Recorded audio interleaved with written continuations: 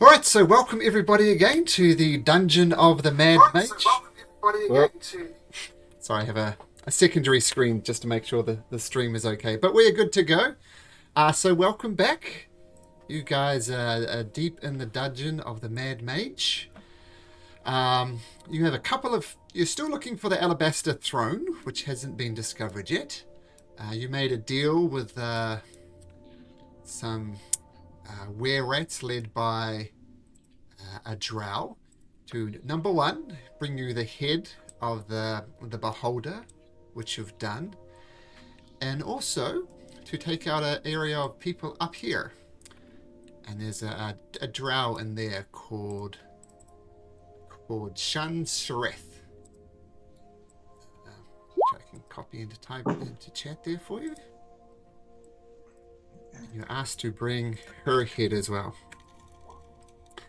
Okay, so with that in mind, what do the as yet not quite named group of travellers, but a working title of the fine fellows of the Trollskull Manor, you guys are down here. What would you like to do? And remember last time you worked out how to use this device here to turn something from stone into not stone.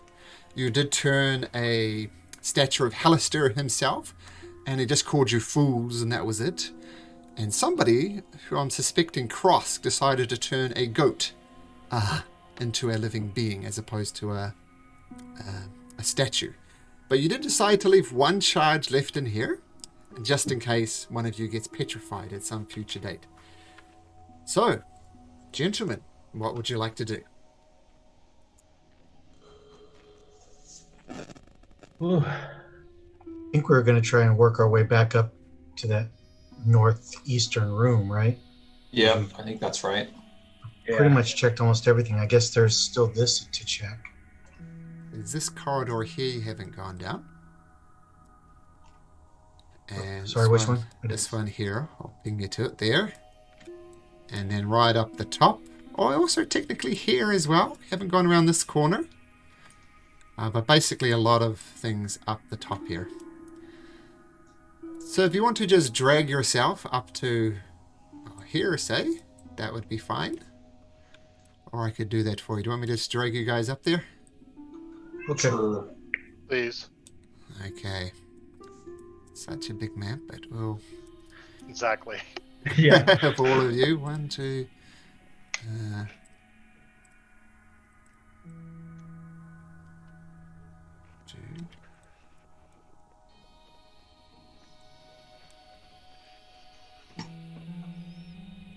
Is it 1, 2... Who did I miss? What's a Pally? Syed? Where's Syed?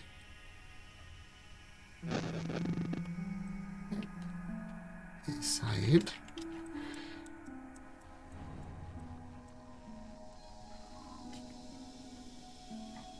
There's one more. Who's not here?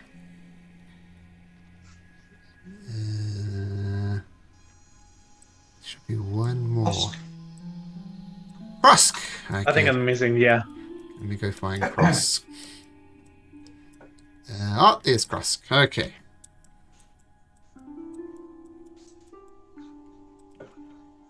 Alright, there's the fine fellows back together. And, where would you like to go? Roll me your perception and investigation, if you'd be so kind. I did. Snapper. Oh, you did? I said, oh, investigation. Double 20s. That's the way to start the night. So, investigation, 28, and perception, 10. Not so good. All right. Do we want to try and check out this room and clear it out since we're here? Yeah. I'm down with that. All right. So every 10 feet.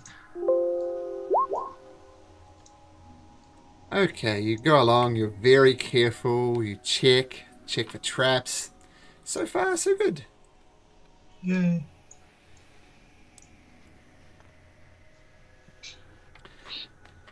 So I'll assume you're just being as careful as you can as you go along the corridor. Yep.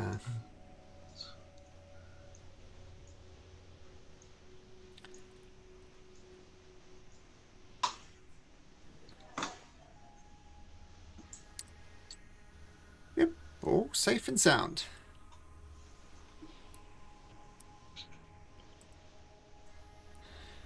Okay, and you glance around the corner, and you see that there's a lot of crumbling bits and pieces, a lot of mining equipment around the place, and some sort of there's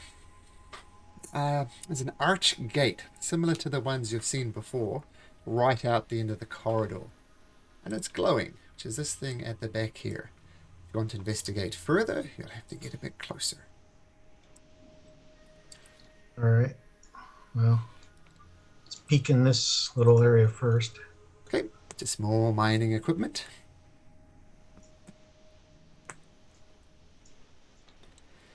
So there's lots of tongs, hammers, chisels. Once again, they seem to be abandoned. Glancing around the final corner, you just see more mining equipment. But embedded into the wall at the western hallway, there's another gate. And close inspection reveals the image of a dead tree carved into its keystone.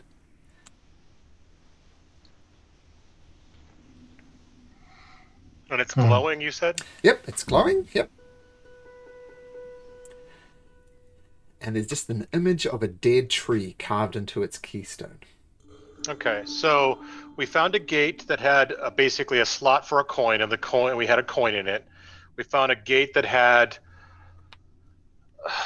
a wand, and we used the wand as secrets to touch it, and it did something. This one has a tree. Yep. And in particular, a dead tree.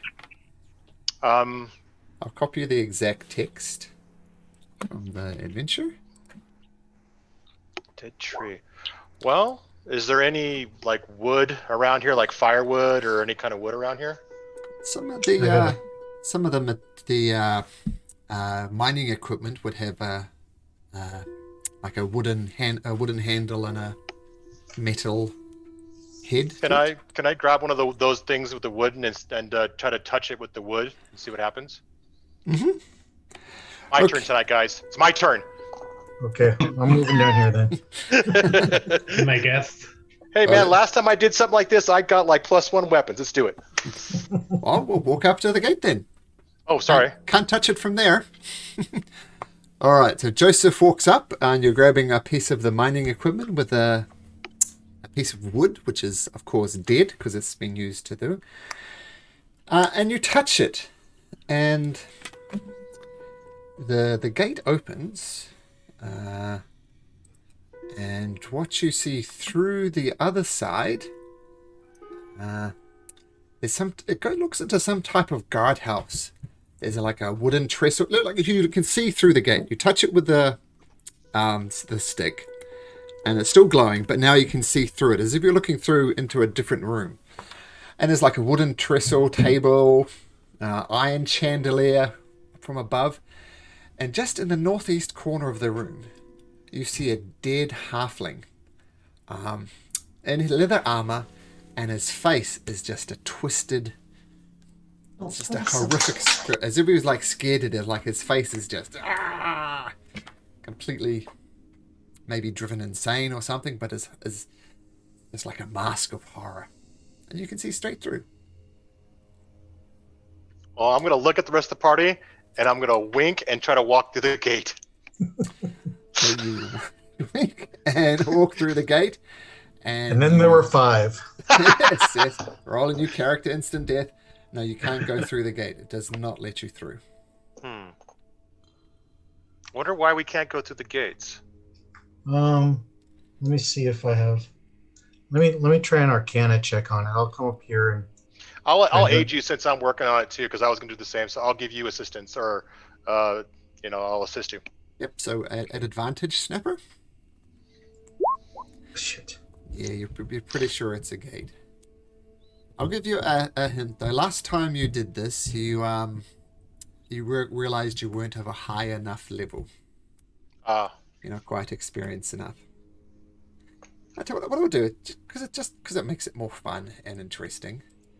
I will tell you. What levels are your characters now? 6. 6. Okay. 6.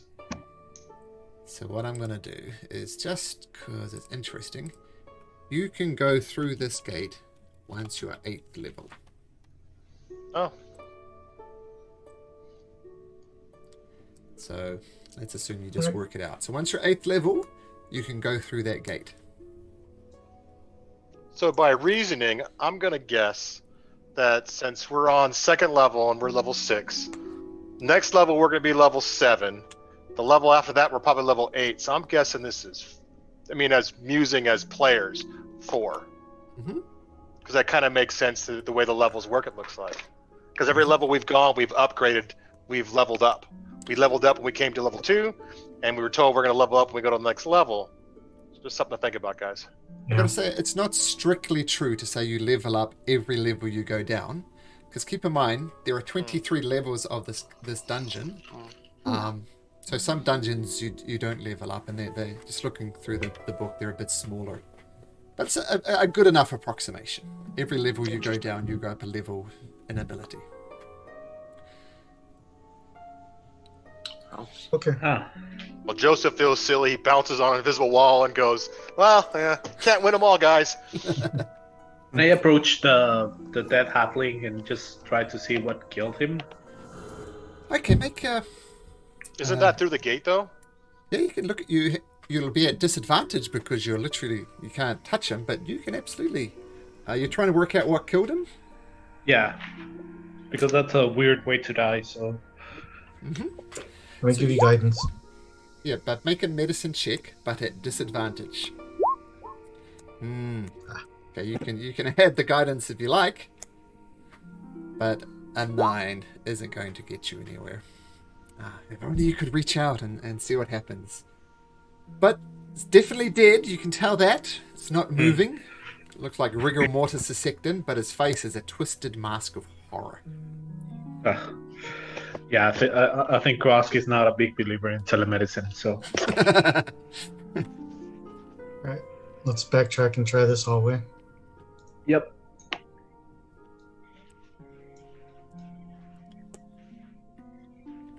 Hallister will come over. Surely my revenge is soon.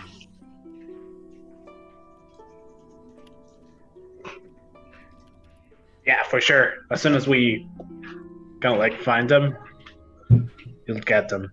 Yeah, that's right, buddy. Me and you will get the revenge. And everybody else. He reaches out and gives Krosk a high five. Grosk is just standing still. And a finger flies off. Looking at his hand like, "What did you just do?" The social cues that Krosk misses. That's fine. So just looking into this room. We just zoom over to here. Oops.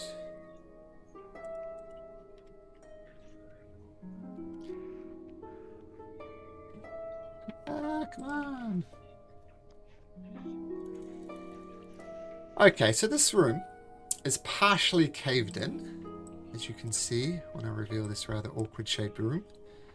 There's a door in the north, and a little corridor leading out that way.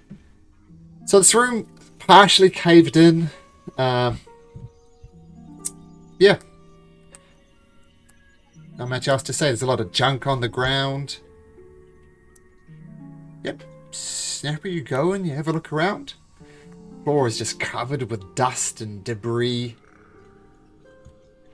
Nothing of interest? Nah, it's just junk as far as you can tell. Alright, well, let's check out this door then. Okay, just 1 second. Is this also go somewhere, or is this dead end down here too? Just out of curiosity, since we walked past it.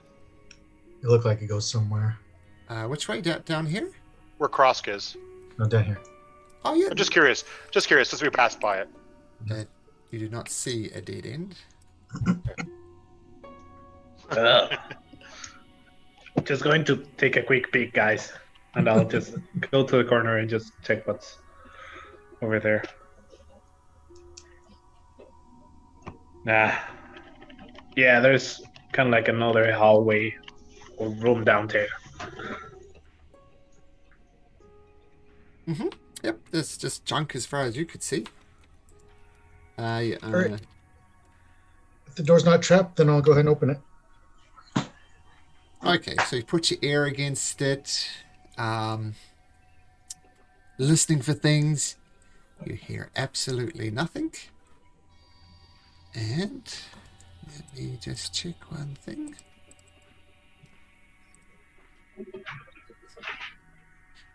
Okay, so the door's not trapped. It opens up easily enough. And you see, damn, this reveal. You see a large room like this. And let me just explain it while I reveal it. Oh, by the way, on the next level, I was playing around with it, and dynamic lighting seems to be working a lot better. So when you get down to the next level, we're going to try the proper dynamic lighting. But if anybody's machine grinds to a halt, just let me know, and we'll go back to this, which is a little bit more cumbersome in one way, but speedier in the other way. And what you see in here, Mr. Snapper, is right about here. There is a skull just floating there. Make me a nature check, Snapper, as you peer into the room. What'd you get? A 10. I'll say they're good enough. You've seen enough of them. It's a dwarven skull. It could be a dwarf or it could be a Duragar. You don't know. So it's floating? Yeah, just floating in the air, like about 10 feet off the ground.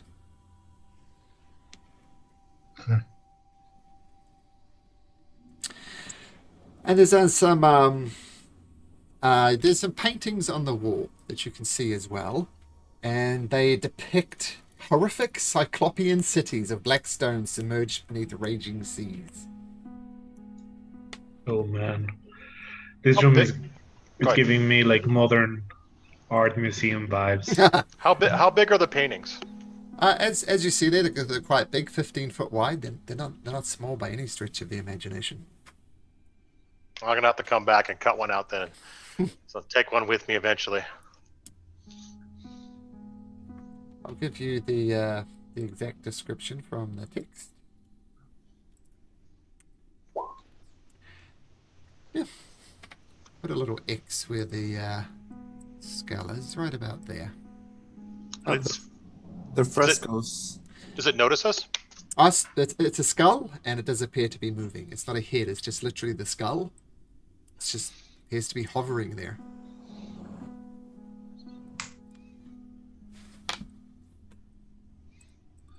I don't think we could cut out frescoes. I think those are painted on the walls. Oh yeah, frescoes. Yeah, they're not paintings. You're right.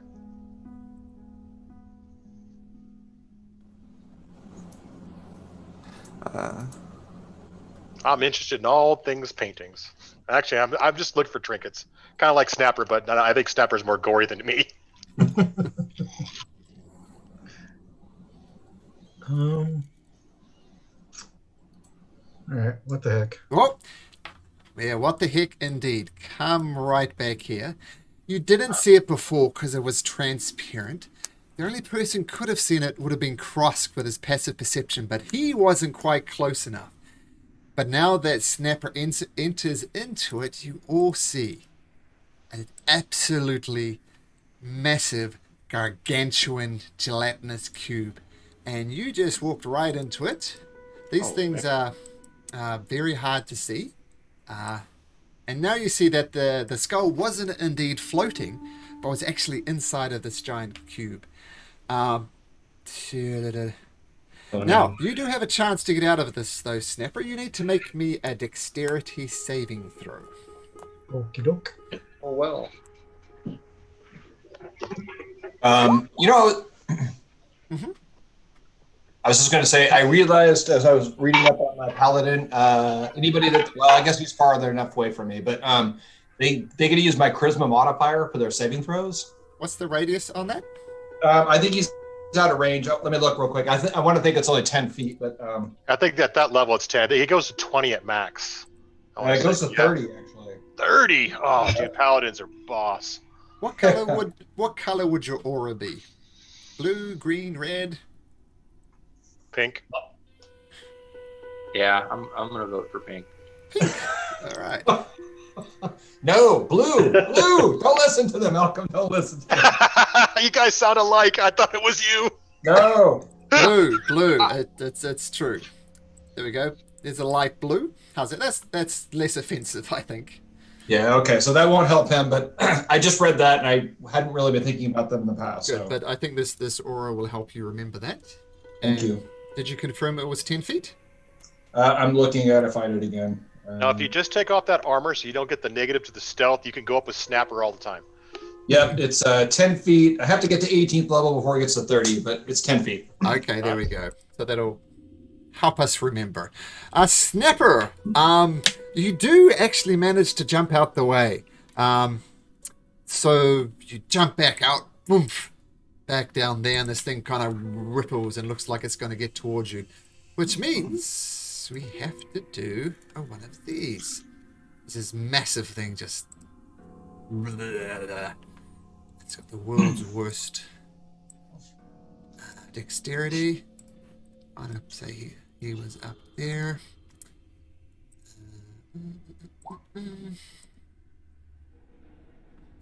Alright, so with that being said, we're going to have an ooze battle. So, now everybody's close enough. You see what's happening. You see this snapper almost walk into this gargantuan gelatinous cube, and he jumps out the way just in a second. But this thing is big, it's disgusting, and you can just tell it's like you don't want to be in there. It's going to be poisonous at the very least. Zappelli. Zappelli's going to jump on my shoulder right now and just hang out.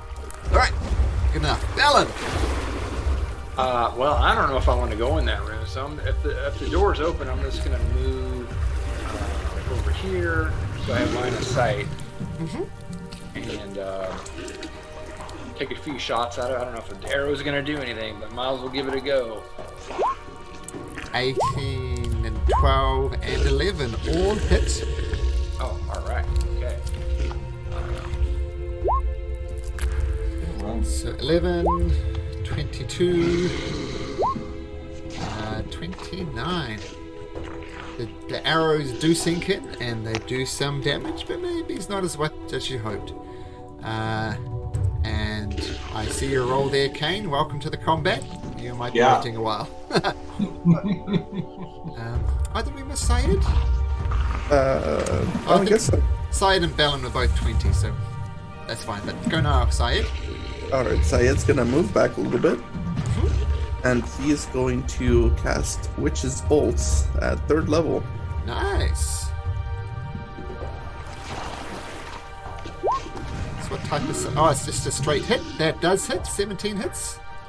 I mean, this thing is like trying to hit the proverbial barn door. It doesn't. It doesn't miss. 20, and that's lightning damage. Yep.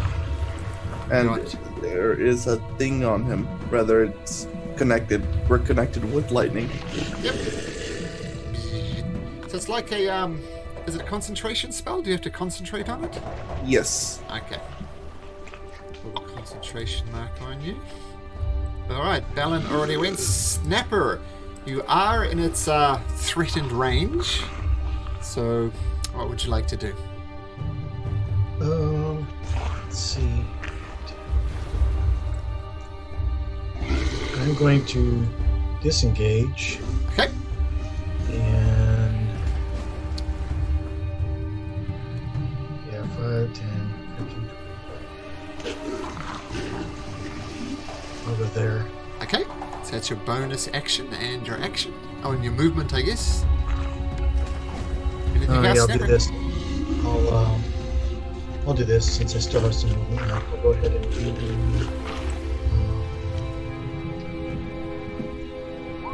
that. Sure. Well, you're throwing a little off balance, and you throw it, and it hits. 10 hits. It won't be sneak attack damage though, but it will be 9 bludgeoning. Okay. And your stone just, your ball bearing sinks in just a little bit. Rusk!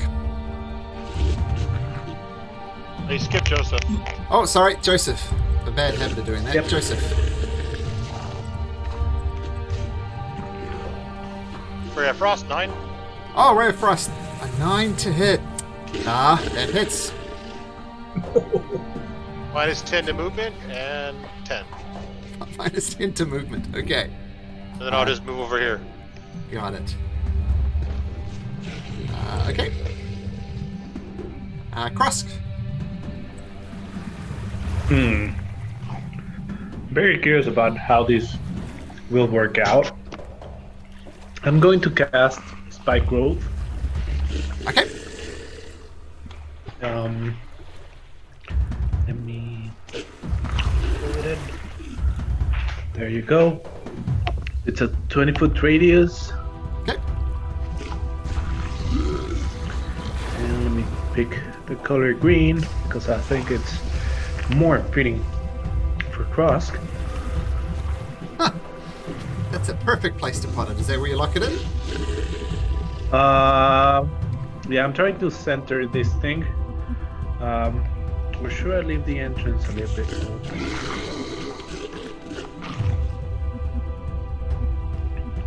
Yeah, like this is fine.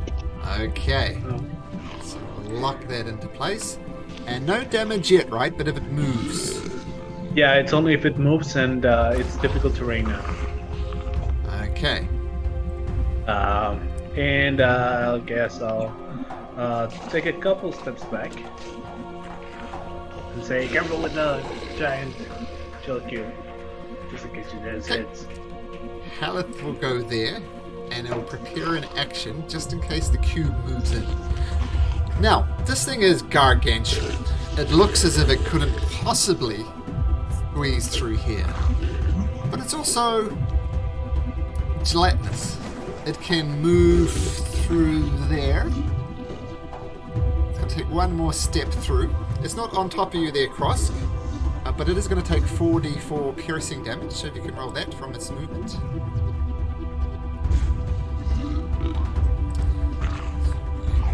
Okay. Actually, it just goes to there. Because of the ray of frost and the difficult terrain, its natural movement speed of 15 feet gets reduced to 5 feet. So it took a step. I love fighting gelatinous cubes now. I used to always worry about them, but with Ray of Frost, I love it. Yes. I mean, their weakness is their low armor class and their movement speed. But if you get stuck in one, that's bad. But what does happen is a massive pseudopod is the only way to describe it. One of them is going to reach around the corner and snap into Snapper. Boom! Rolling a 21 to hit for 14 acid damage. And then it's going to shoot one at, with its big reach, it's going to shoot one at both Haleth and Syed. So first Syed rolls a 10, which I assume is, and a 30. Does that hit Haleth? It does not. And one more.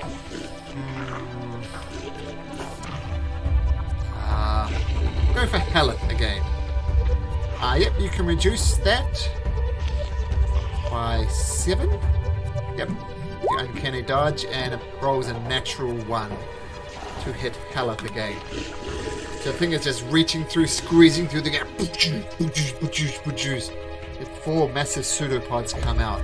Kane, finally. Yeah. Whew. Okay. I'm going to move over here to have a better line of sight and have my blue aurora over all these colleagues of mine. I'm going to cast Bane on it. Okay. For my bonus action, I'm going to do Hunter's Mark on it. Okay, with his -5 to... Is it Charisma for Bane? Yeah, it's got a -5 natural adjustment, so it rolls a 12, which gets reduced to a 7. So it is indeed baned, which means it's going to have disadvantage on saving throws and attacks. Okay, and for your bonus action, you cast Hunter's Mark on it. Okay. So it is Hunter marked, and it is baned. -D4 to any attack rolls and saves. Zappelli stays on Joseph's shoulder. Yep. Next. Syed. Alright, he's gonna continue his Witch's Bolt. Okay. 19 damage. Okay, so the only thing that would break this would be concentration, right? Concentration, or he leaves the range. Okay. Both of those things are not currently relevant. Okay, so it continues zapping off. Bella. All right, I will continue to. You know what? Actually, I'll throw up a hunter's mark as well on this creature. Okay. It'll help. And shoot it with my bow. Hit. Oops, I forgot to do the damage of the hunter's mark. Sorry. Should I just roll 2 6-sided? Sure.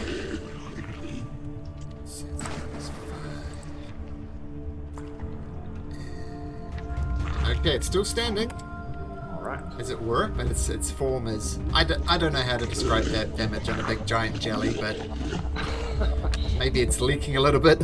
I don't know. Snapper. All right. I'll go there. I'll do this.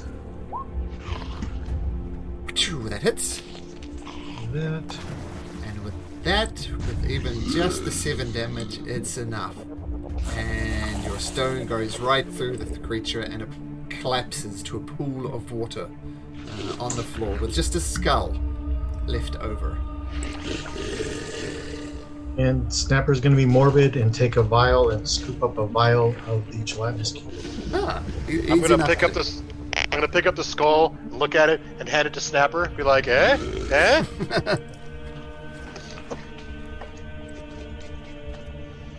Snapper doesn't take it. I'm just gonna drop it on the floor. Yeah, he's not going to take it. Okay, other than that, the only other interesting things in this room are the frescoes.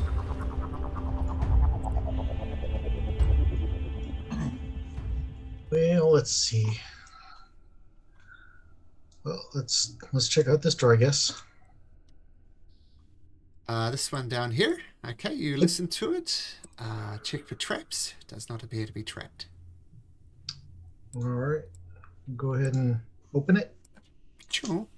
So in this room, what you see in the middle of this room is a limestone altar, and it's topped with a mound of gold that looks like it was poured onto the altar in molten form, so like a big blob of gold on top of this, and it looks as if it's cooled and it's hardened, so almost like that scene in Game of Thrones where he gives him the gold helmet. Something not dissimilar to that. And there's a lot of wall carvings, and the wall carvings look like lidless eyes and gaping mouths just carved into the wall. And black mildew seems to be dripping from the eyes. Gold, huh? Mm-hmm. How big? How big is it? You said it was helmet size, or is that just a? It's the size as you see in the room. This is the altar here, so it's that size exactly. Oh, okay. And I didn't have the perfect token, but imagine this is a pile of gold on here, as opposed to bones. I'm just gonna say out gold, gold, gold. I'm gonna look at the altar for any writing or anything that's on the altar. Investigate it. Look for anything like. There is something you do find. Does anybody know or understand abyssal? The bigger question is Saeed cast comprehend languages so he could talk to that stupid thing? I forgot what it was called. The quadron, this cube. Is that still active for Saeed? What's the It's duration for on comprehend an hour. languages? An hour. An hour. Sure, it does. I'll No, point that- at it and say, Saeed, can you still read this? And I'll look at it.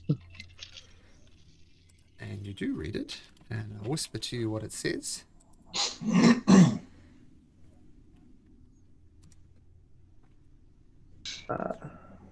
A gift of flesh willingly given can feed our eternal hunger.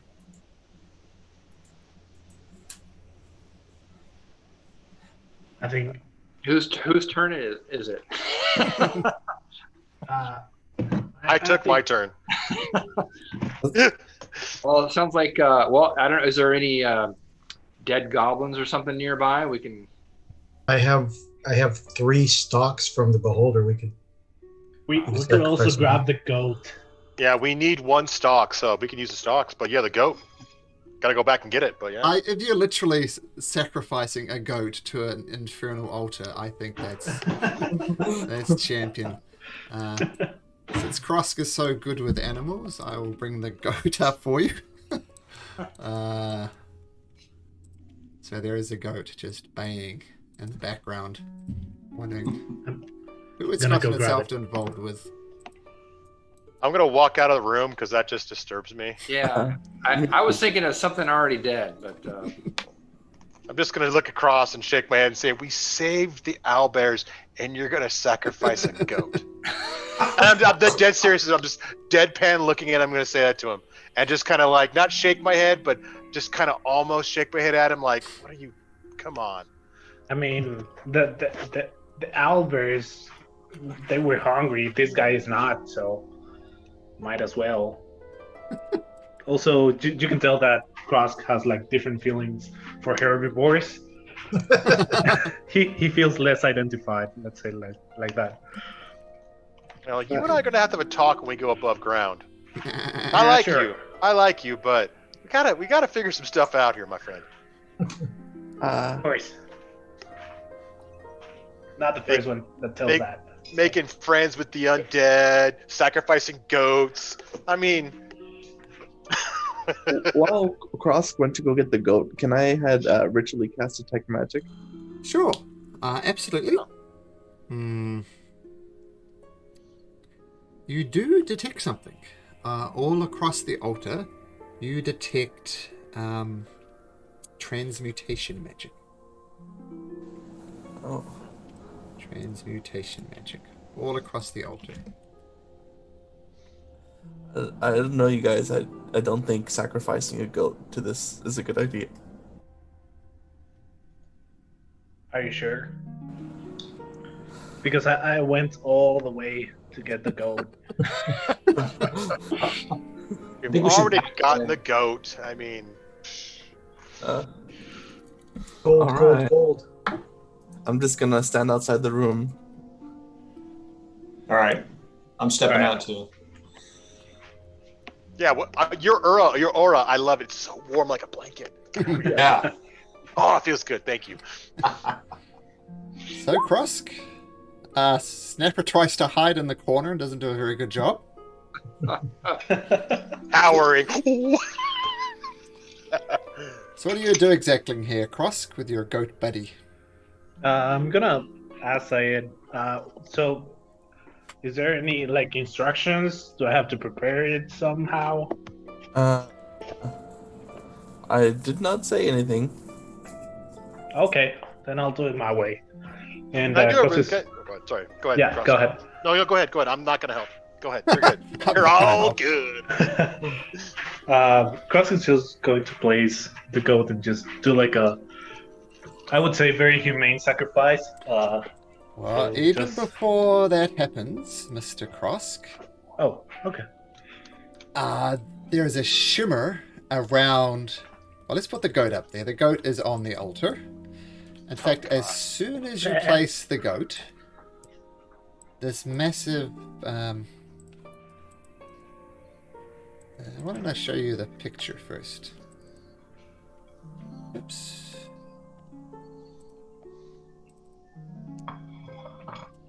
This sticky, horrible substance just erupts that was literally on top of the gold. And this is what it looks like. And this thing was translucent. It was sitting on top of the gold. And as you do it, this thing erupts and goes on top of the goat. Let's see how well the coat does. And it shoots. Yeah, and the goat is indeed sacrificed. The goat doesn't survive the attack from it. But in one way, it's been successful because you guys didn't do it yourself. So the sacrificial goat, the literal scapegoat, which I believe is where the word scapegoat comes from, goes and it envelops it. And then it turns its wobbly form towards Krosk for initiative. God damn it. Oh, man. Man, I really hate gelatin things. Isn't gelatin made from like bones and other nasty stuff? Ugh, sounds nasty. Hello? This is the main reason why I wanted to do the Dungeon of the Mad Mage. I was told that like almost every kind of monster you're ever going to see in D&D is in the Mad Mage. So it's like you get like everything, which is kind of Nice. cool. We'll know what to stay away from when we're done. Yeah. Or how to deal with anything in D&D for Yeah, yeah, that- 550. The only person we're missing is we're missing two. We got Zappelli and who else? Oh, even worse. Syed. God. Syed, you're not on there. Somebody just dropped out of roll 20. Saeed.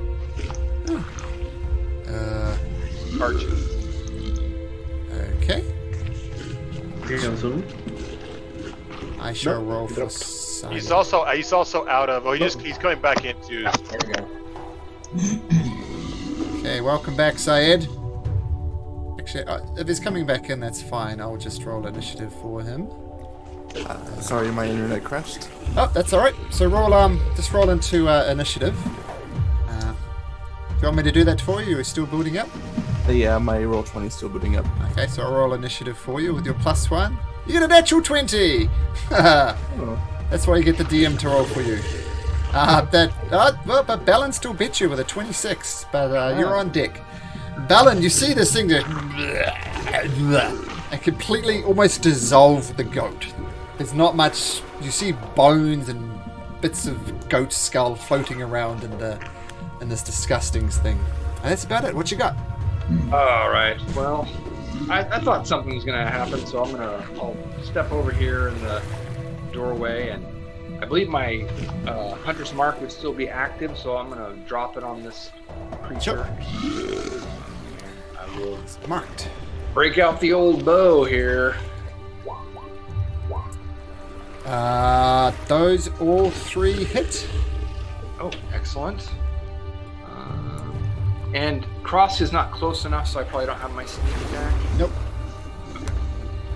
All right, roll some damage there. Oh no, the goat died. Yeah, the goat got sucked up to the jelly.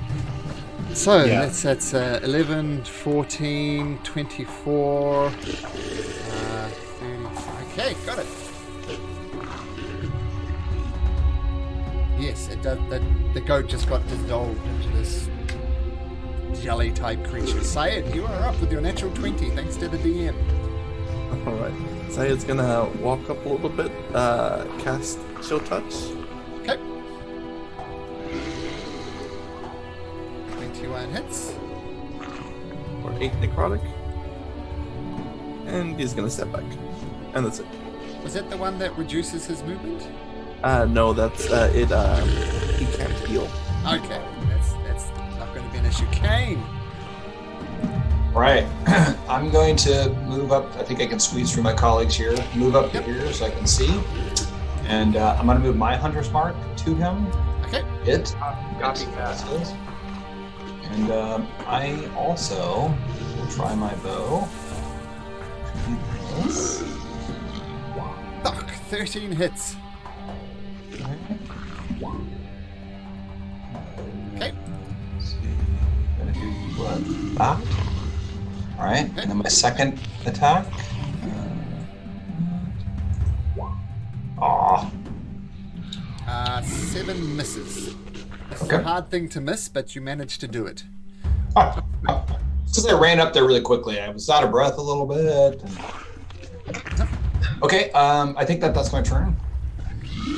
Haleth is going to circle around here. And he says, my strength is not what it will. I must save it for my revenge. But I will aid you, Krosk. So if you do choose to attack, thanks to the help action from Haleth, you'll get advantage. Snapper. All right. I'm gonna stay where I'm at and do that. Hits. Achoo! No sneak attack damage, but 8 points of bludgeoning. By the way, a lot of these attacks, it just gets sucked into it. It is not doing, but it's looking damaged. Once again, I don't know how to describe it. Is that your turn, Snapper? Yep, that's all I'll do. Okay, so using its movement feat of 10. No. Actually, what was that? Yes, oh no is right. Subject to lightning. Let me just backtrack a second here. Necrotic. Okay, that's fine. Yes, it does take a step forward. And it sees Krosk right there. And it shoots out 2 pseudopods. For a 14 and an 11. Both miss. Both miss. Both miss. Krosk, here's your chance. Do you have advantage if you, well, depending on how you attack? What you gonna do? Good stay. We were scammed, guys, and that was a good gold wasted.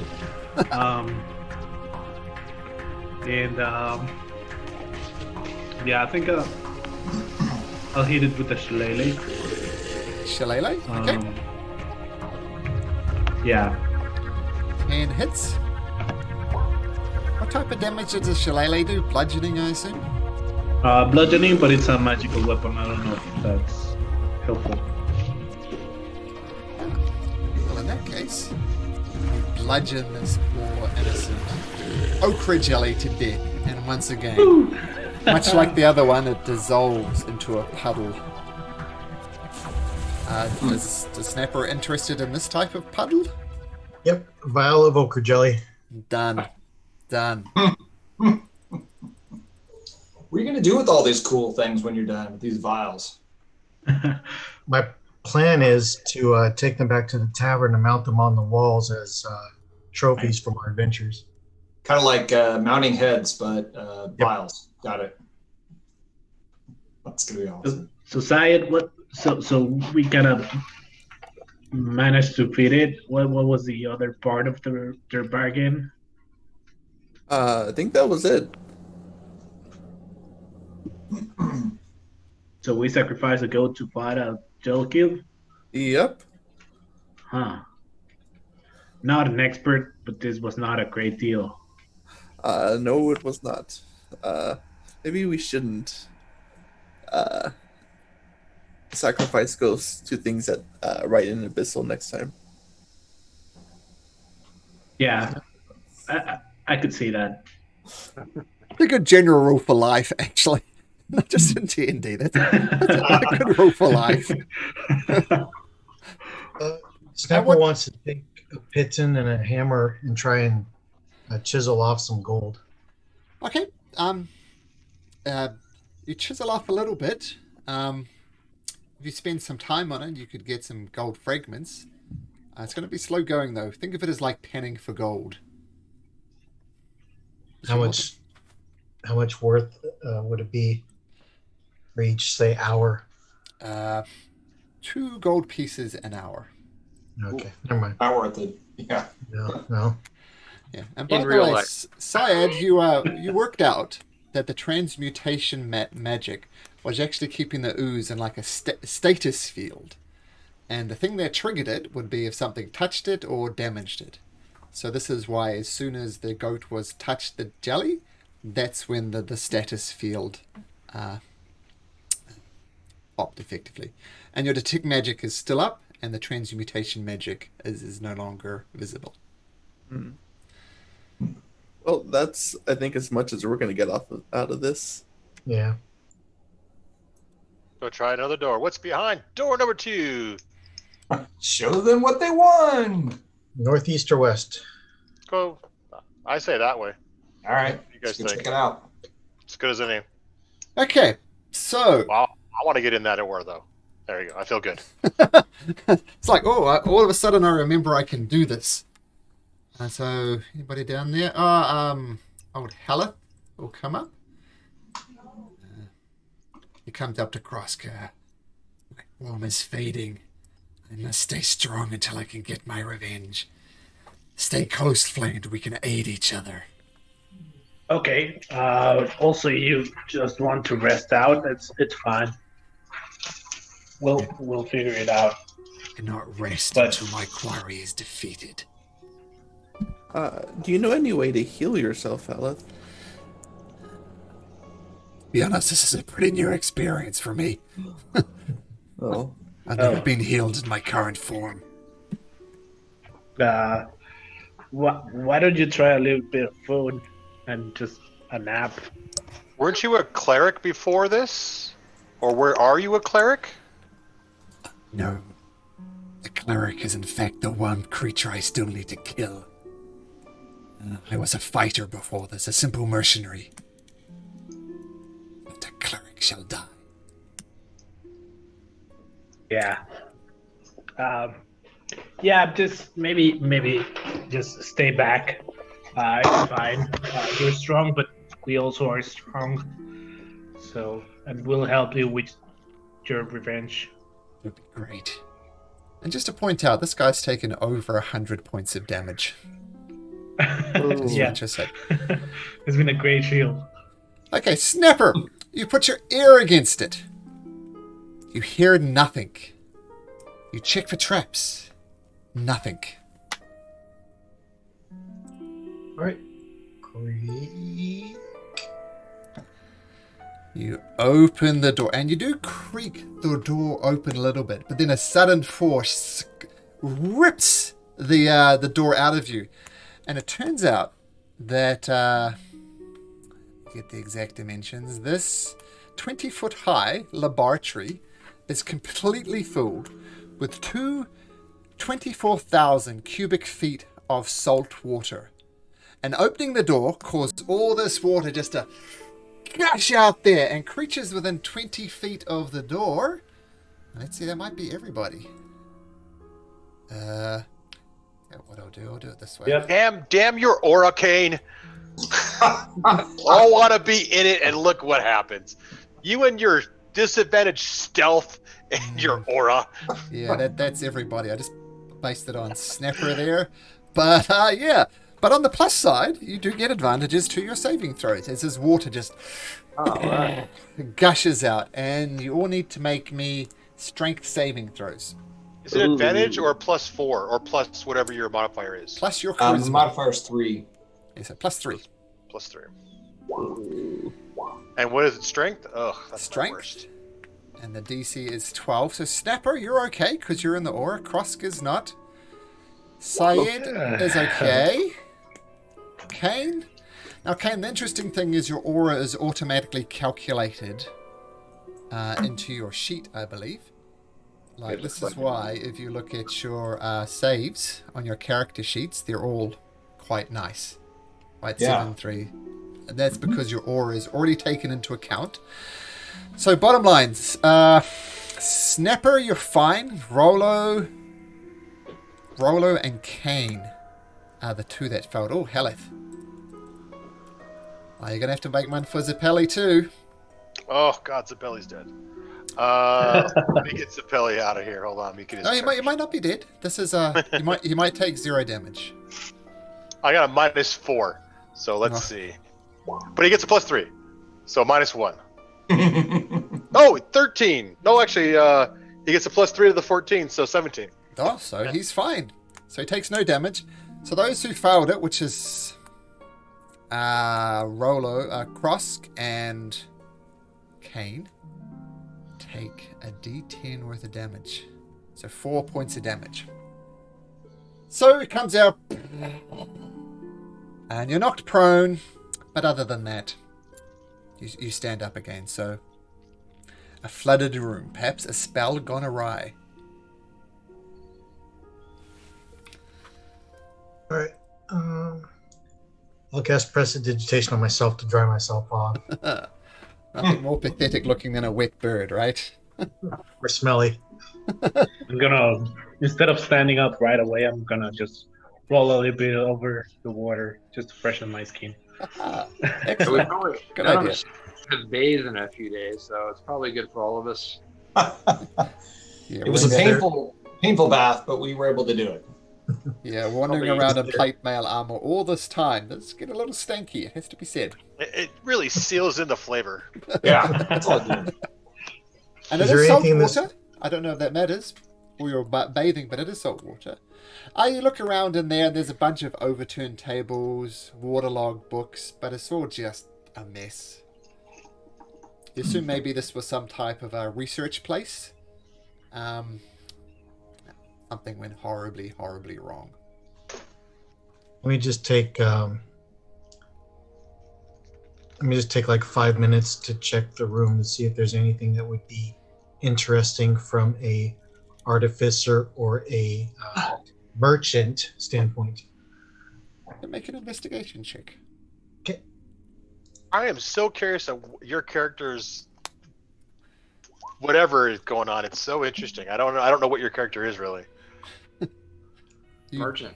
do Yeah, I know find- it's a merchant. I've been so curious about it. You're talking all this weird extra stuff, and I'm like, what multi, triple, quad class thing are you doing?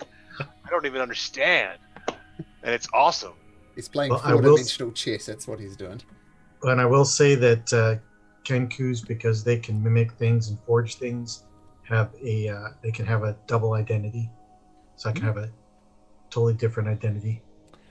You do find something, though, Snapper. You do find a glass wand. Syed, you instantly, oh, a wand. Oh my goodness, have a look at it. And with your detect magic still up, it's not magical. Oh.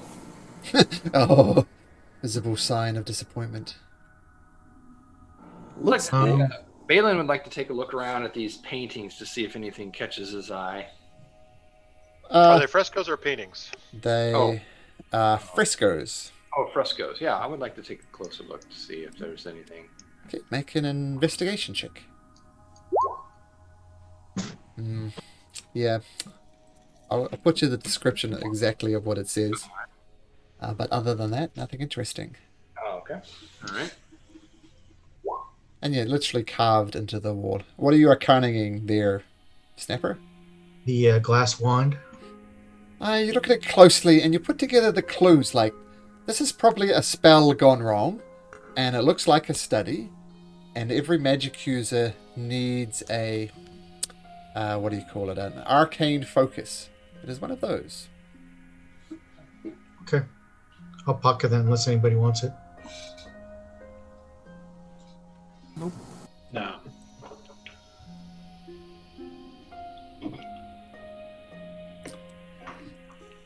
Right. So north right. or east? East. Okay, listen to the door, check for traps, no traps. I'll be pleased if the dynamic lighting works on the next level. So just see a corridor, one heading north, one heading south, that connects up with that room that I think Cross went down just a little bit. Oh no, that was the one to the south.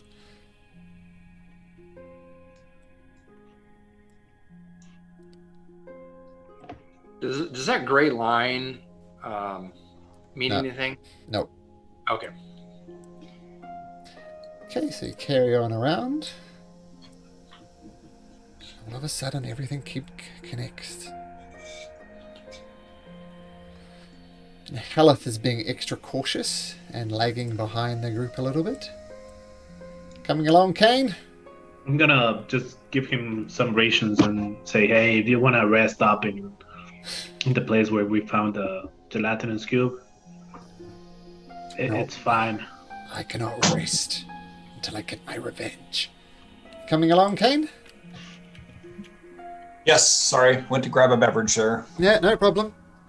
Okay, so you look round the corner and you see a long line like this. Let me explain it to you before we get any further. Now, this wall are painted like directly onto the surface, painted with the image of wizards coming to madness and being transformed into Nothics. Now, do you remember what Nothics are? Syed probably has a little bit of PTSD of Nothics. So those weird one-eyed creatures that were following me around? Yeah, it shows pictures of wizards being transferred into Nothic. Now, one particularly vivid image shows shafts of airy green light exploding out of a spellbook and changing a wizard into a gibbering mouther. They're painted onto the wall. They're not paintings. Yeah, they're painted onto the wall. Yeah, like the Sistine Chapel type of deal. And, Snapper, you hear something coming from this room. It is the sound of somebody eating. All right. I'll kind of mimic the sound that I'm hearing while facing the crew. I'll send Zappelli and I'll look through his eyes around the corner and have him roll stealth to see what it is. Stealth +4. Maybe he'll come out eventually. 9. What And is he'll it? walk on. It's a cat at the moment? Yep, and he'll walk around the corner and look. And I'll look through his eyes with an action. So I see what he's you're saying. blind and deafened while you're doing that. So what you see is there's lots of flickering torchlights in here. It's illuminated. There is empty bookshelves and desks line the wall. And then there's a long banquet table on here. And even looking through Zappelli eyes, you can see, like, it's not just food. Like, imagine just an extravagant thing like roast boar and caviar and fine cheeses and fruit. It looks like a feast, fit for a king. But there's just one lady there, just munching away on it. She's got darker skin, black hair, and she's just munching away with it. And at the moment, she happens to have an apple in her hand, and she looks around, and she sees the cat, because her passive perception is better than 9. And I'm just going to have her roll a d20 plus nothing. What's Zappelli's armor class? Oh, that's going to make me really angry. Hold on, let me get the sheet closed because I did that. 12. So it hits, and it has 1 point of hit points, right? Poof. So you see Zappelli go around the corner, get hit by an apple. Now Zappelli is no more. And you hear a voice from inside the room saying, "Ah, that was curious."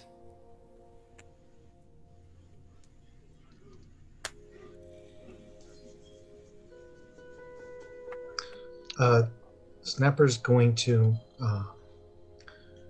from where he's at, make cat sounds. I'm going to walk up and turn on the corner and say, "No, that wasn't very friendly," and point right at her. Really angrily, just pissed off. I'll follow behind him and look like the muscle. Be like, "What is wrong with you?" This is my food. This is mine. No cat or foul creatures like yourself can have any part of it. This is mine. So I We suggest weren't you even leave. touching your food. He was just looking. Do you want to have a problem? Look, you might not be able to see it, but she nods, and several pieces of furniture start levitating by themselves, saying, if you think it's just me in here, then you're a fool. I'm gonna cast Blade Song, and I'm gonna walk in with my sword pulled out because I'm pissed off that he killed my cat. Okay. Let's My roll buddy. initiative. Yeah, well, yeah, fair enough. You shouldn't kick cats. That's pretty fair. Right? That is animal cruelty at its worst. I mean, nobody seems to learn from John Wick. Right? Exactly. Mess with my cat, and you're gonna get the sharpening of my sword. I'm hoping. I've had really good initiative rolls today.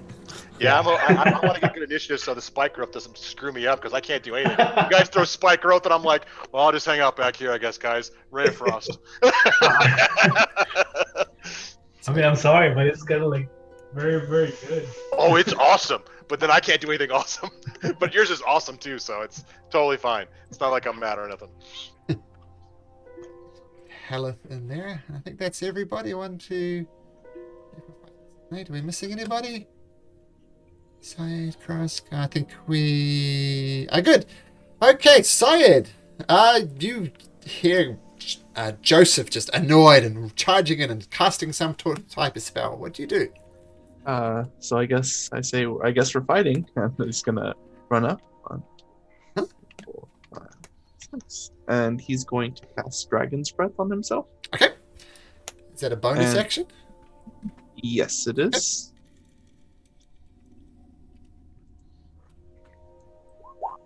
And then he's going to cast it with, let's say, lightning damage. Okay, so it gets a dexterity saving throw. Yep. And would you mind dragging on one of those cones for me and position it just so for me? Of course. Dexterity. She makes a dexterity saving throw, so it's half damage. Yep. Okay. And that's it. Okay, cool. You take that off now. That's great. Napper. All right. Go there. Do this. 13. Oh, does it? Okay. Do that. So that'll just be 8 damage. And do that. And I'm done. And that costs you a first level slot every time you do that, right? No. Because... Isn't it a spell? It's a cantrip. Or, yeah, it's a cantrip. Oh, really? No. Oh, okay, sure, yeah. Okay, I didn't know it was a cantrip. That's fine. Yep, so 8 bludgeoning. Got it. Otherwise, I've been cheating this whole time. Let's have another Yeah, play. it happens.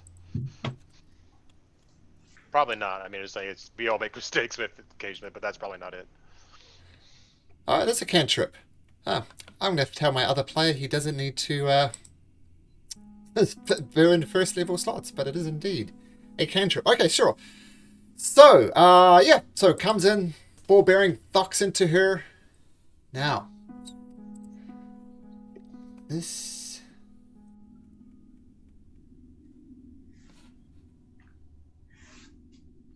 Something that's going to be mysterious. Something comes right next to you, Syed. Well, you feel it, and you feel something slamming into you.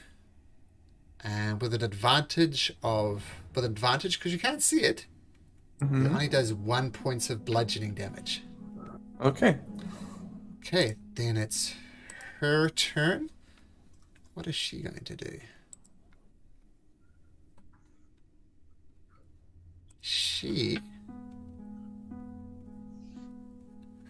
That will be fun. It's so many players do this to me. It's going to be fun to do it myself. So she casts some type of spell, and around. Oh, are you going to say it? Yeah, counterspell. Oh man! Since it's a 3rd level spell, You got the boulder. didn't get counted. I was going to do Spirit Guardians, which looks like I'd this. love to see that. Yeah, which is a big Well, you got aura the giant around eyeball boulder. you. Yeah. Counter spell. Yeah, it was a 3rd level spell, so it fails. But she does retreat back over here, over to there. Okay, now.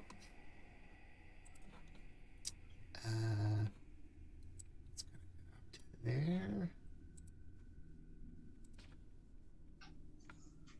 It's gonna go up to Oh, that's weird. I thought I had a higher roll on that fly initiative. Bellin.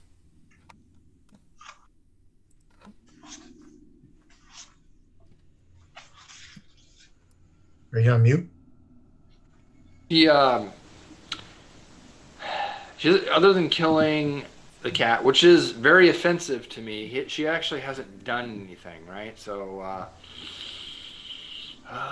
Did try to cast a spell, which Syed true. Countered. I don't even know what Spirit Guardians is, but Balin probably wouldn't know what it was either, so it probably works out well. I'll tell you what, I'm going to move up and man,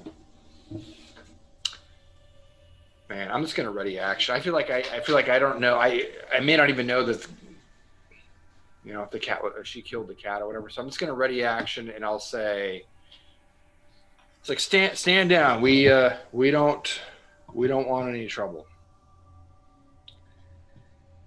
Okay, as you say that, she sees the large amount of you, and she says, "Okay, I give up. I'm clearly no match for you." Smart. Oh. So you see her do that in response to a balance. So I think that was your action. It really prepare really that action, but you did. She's raising her hand and say, "I give up." Joseph. Damn. I surrender. Sorry, man. I'm really curious on what the heck she's doing here. I'm mad. She killed my my buddy. I'm like super pissed off, but that right there is kind of hard to do. So, anyways, as a blade singer, I'm going to jump on the table and run across the table and kind of somersault off and run right next to her and hold an action to attack if she does anything threatening. Okay. And that's all I'll do. But I'll do some flare I'm running across the table. Very impressive. I'll say you do it successfully, but let's see how you look while you're doing it. Make a performance check. Excellent. Let me get it. Normal performance. Oh, plus that. Wow, yeah, cool. Lindy. Looked very cool. You I feel dodged like, the roast beef. I was going to have you step in a roast beef if you did it wrong, but you didn't. But you do well, and you look cool. Okay, let me... And if anything happens, I'll attack. Because I know I saw like Saeed get hit by something invisible. So if anything else happens, I'll attack. Okay. Holding my action. Now I know Kane likes to kill first, then ask questions, but you know sometimes. I swore oath of vengeance, guys. No, Like, no. what can I say? Haleth is gonna go ape shit, I think.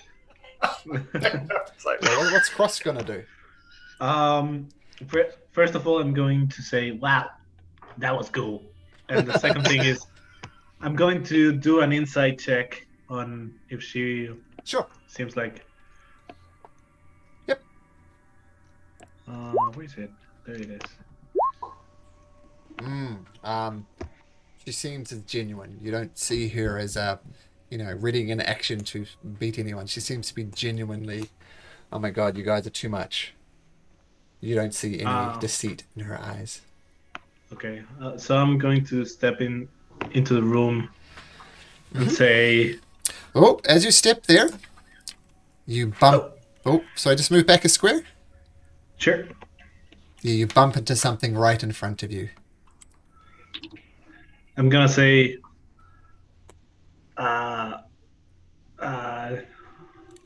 "Okay, I believe you, but tell your things to show.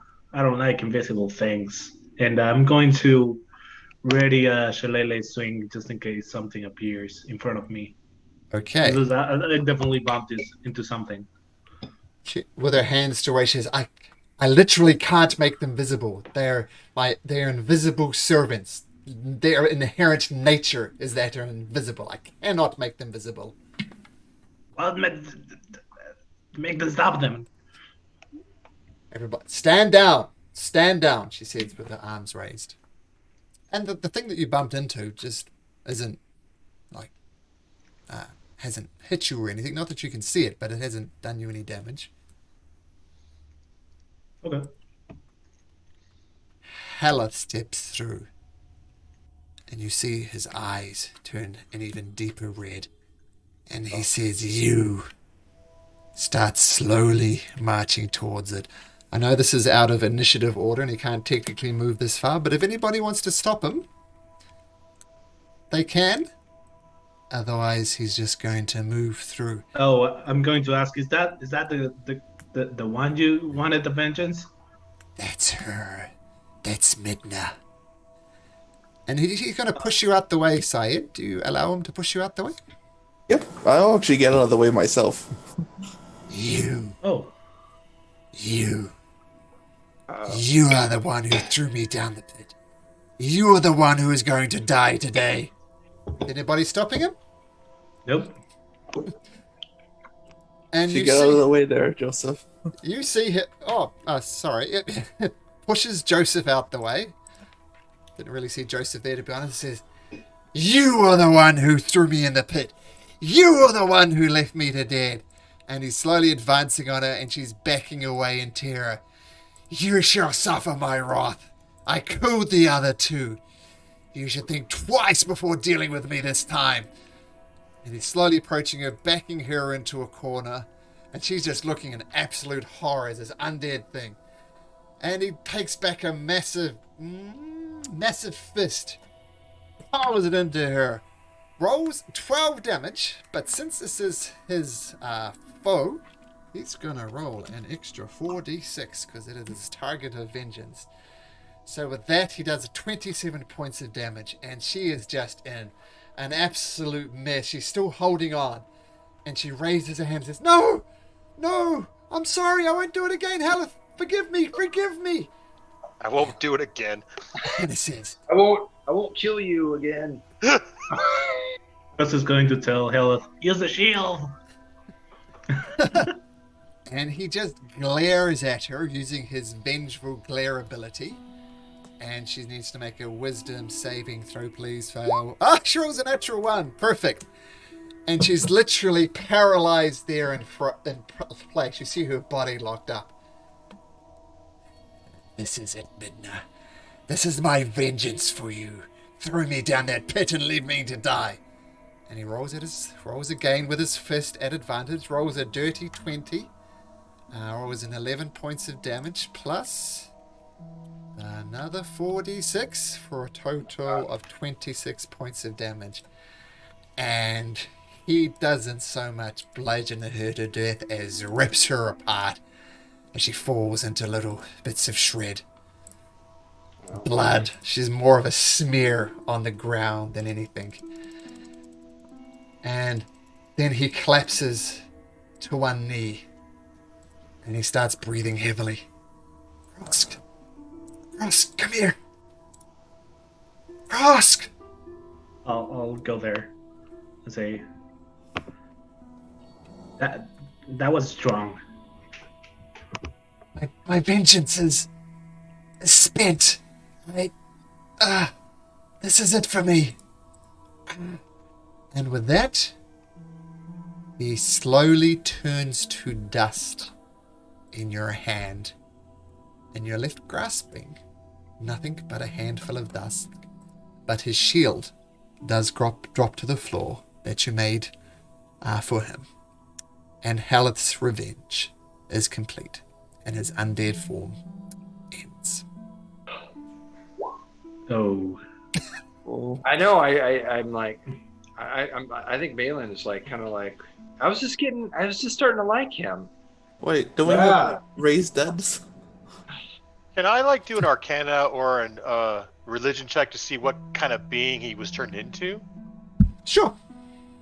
You can get some dust if you like, Snapper. That's no problem. Yeah, I'm gonna tell Snapper, hey, I think I have a better idea, and I'm going to look in. in the table just to see if there's like a salt shaker. Yep. Oh, Yep, there is. Yeah. Dude, not good. Yeah, and just gather the dust over there and say he this is the way he would like it. I'm not eating with Krosk. And I'm going to store the vial of dust. Okay, so you're putting it in the salt shaker, is it? What I understood? Yeah. Yep. Oh, okay. All right. Yeah. Okay. actually, can I look at the bookshelves to see if there'd be any spell books here? The bookshelves, I believe, were empty. Let me just double check that. Also, I'm going to grab the shield and just place it on top of the vengeance target or something. Just Sure. kind of like a honor. Yeah, Well- there's empty bookshelves. They're all empty. But there is a rather nice meal here. The Snapper's taking advantage of that. Okay, there's all sorts of things here. Roast beef, roast vegetables, fresh fruit, extravagant cheeses, all sorts of stuff. So you can eat to your fill. And while you guys are eating to your fill, I'm just going to quickly put my kids to bed. I'll be right back. All right. All right. Also, hold on. Let's get a break.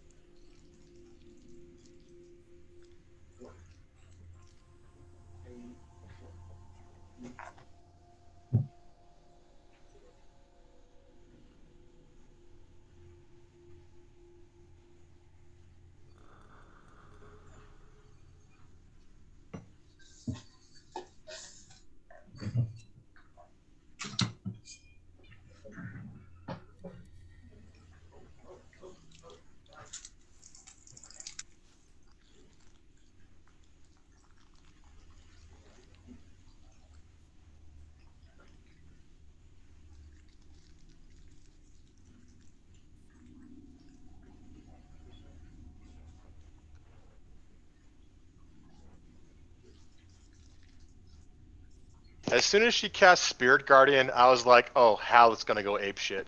I kind of knew it. But you lost your vengeance, buddy Kane. I know. Dang it. I actually do feel really cheated. I'm like, great. One of our colleagues has been killed. I am going to be able to deliver some really awesome damage here. This is going to feel great. And I never got to go. So feeling very cheated here. Yeah. Yeah, me too. I was like, because I was pissed off. It's like, my cat, that's it. You're dead, lady. Yeah. And Joseph doesn't normally do that, but it's like, it's on. And then it's like, stand down. And I'm like, I really like you. Damn it, Balin. All right, fine.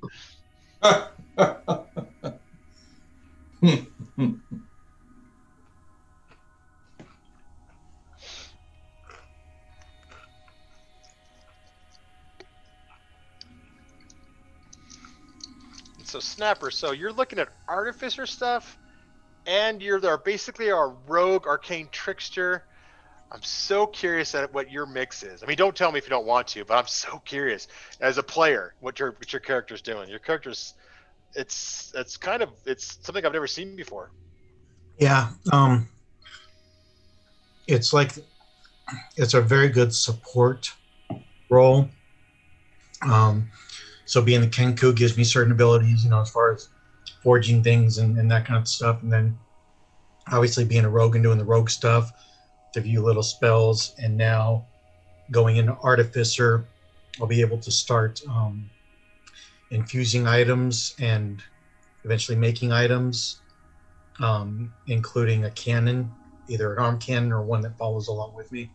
Oh, yeah. So I'm playing with an artificer, and their artificers I've never seen it before, and it's so weird to me because I'm classic D&D, and artificer's like a weird character.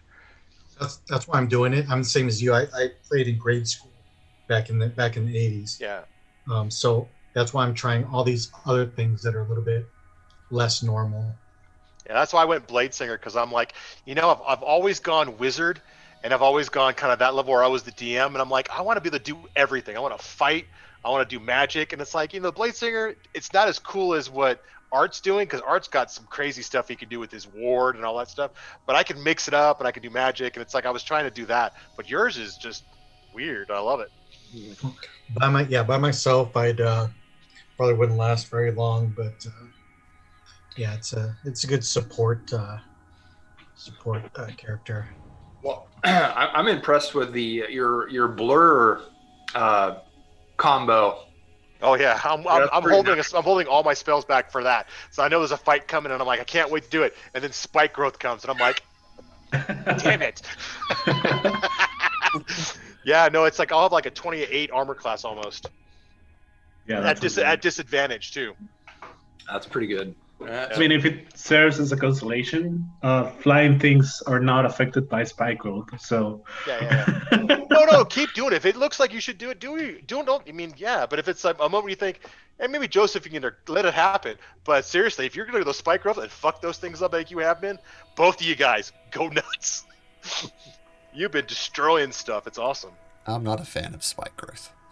But seriously, if you want to do it, that's fine. It's within the rules, of course. Now, one thing, just a rules clarification.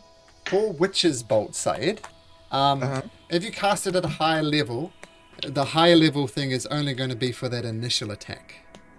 Oh. Otherwise, it's just like a first level one after that. Because I think it's just crazy. Like, what was it doing? 4d8 or something? Yeah, I think so. So the first one, if you cast it at a high level, that's great, but subsequent Witch's Bolts will just be the lower one. Otherwise, I think it's just a crazily overpowered spell. Okay. Okay, so just a house rule.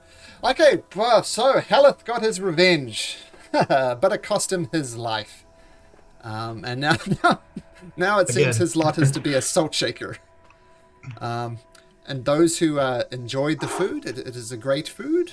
You pretty much polish off the table.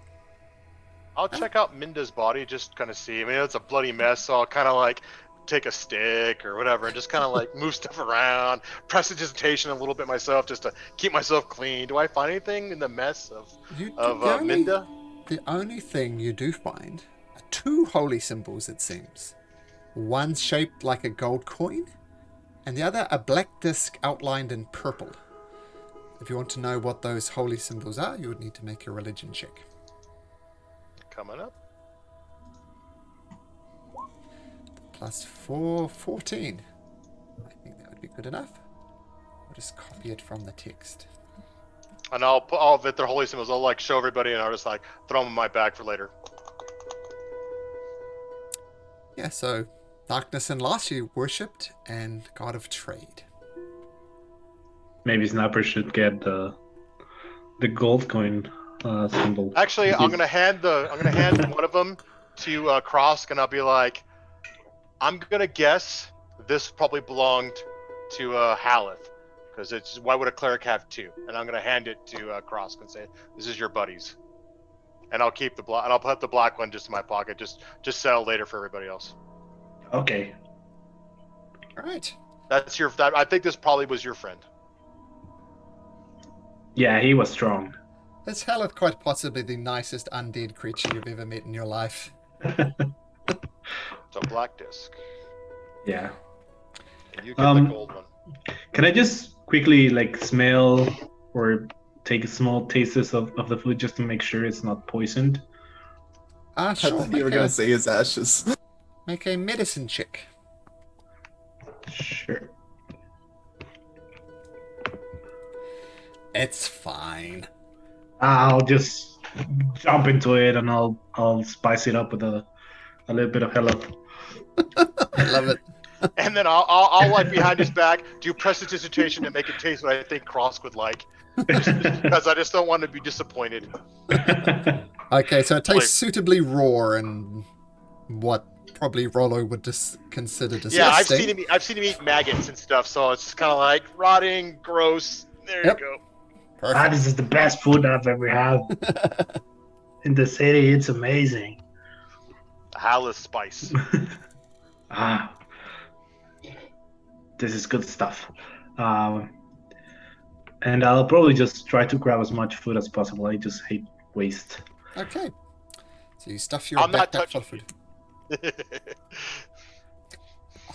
I love how Peppers Krosk just has gonna- got a salt shaker of Haleth. That's just perfect.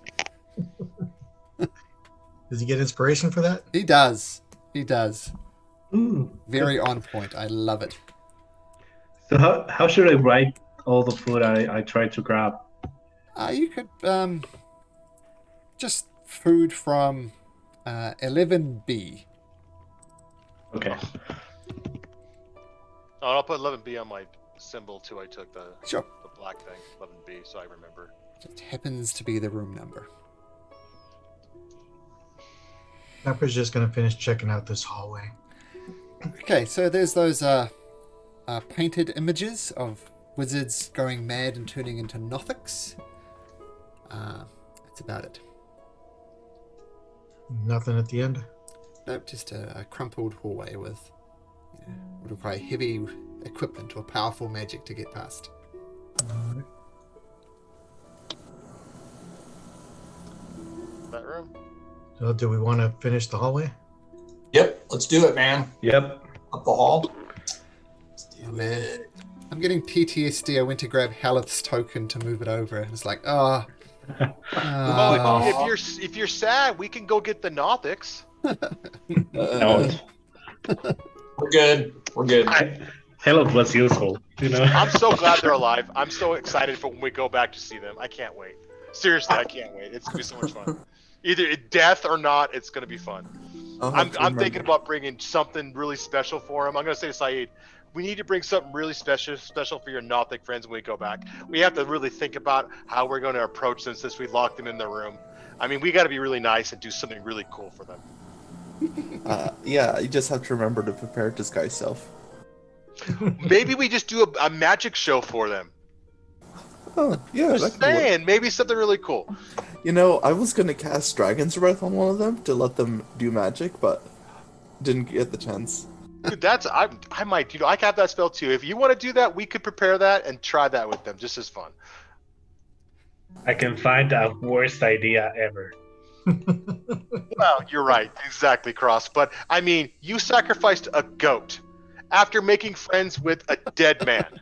I was just following instructions. He wanted vengeance. They wanted a goat. What do you want me to do? I'm gonna put my arm on his shoulder, and I'm gonna say to him, "We have a lot to talk about how things work here, my friend. You are a kind soul, and I want to help you." Okay. Beautiful. All right, the Snapper, you peek around the corner, and there's a very long hallway, and at the end of it, you see a creature. And you've come across these guys before. It's a bugbear.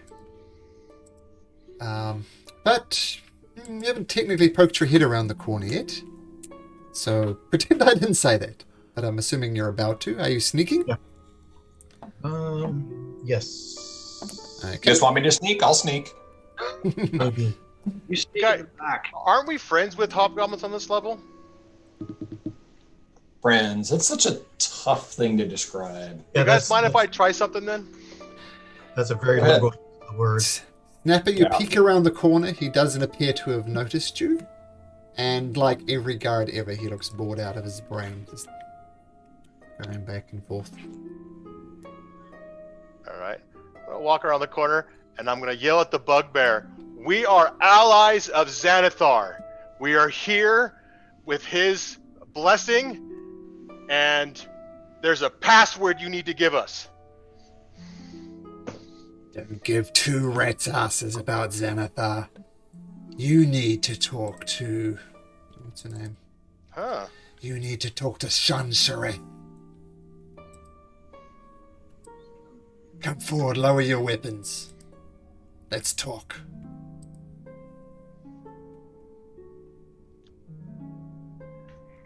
I'm gonna run up to the guy. Oh, dude, yes, do it. Cool. I'm just gonna like That's gonna take you a while. full speed. Yeah. Like 2 turns, but whatever. He stands his ground. Oh. Hop over here. Oh, God, sorry, there it is. I'll stay 10, 15 feet behind, but I'll charge up with him. And then I start seeing more bugbears, and I will... it's not a spell I'm casting, and they don't know I'm doing it because there's no like verbal or somatic components. But I'm going to do my blade song and turn that on as we're moving up here.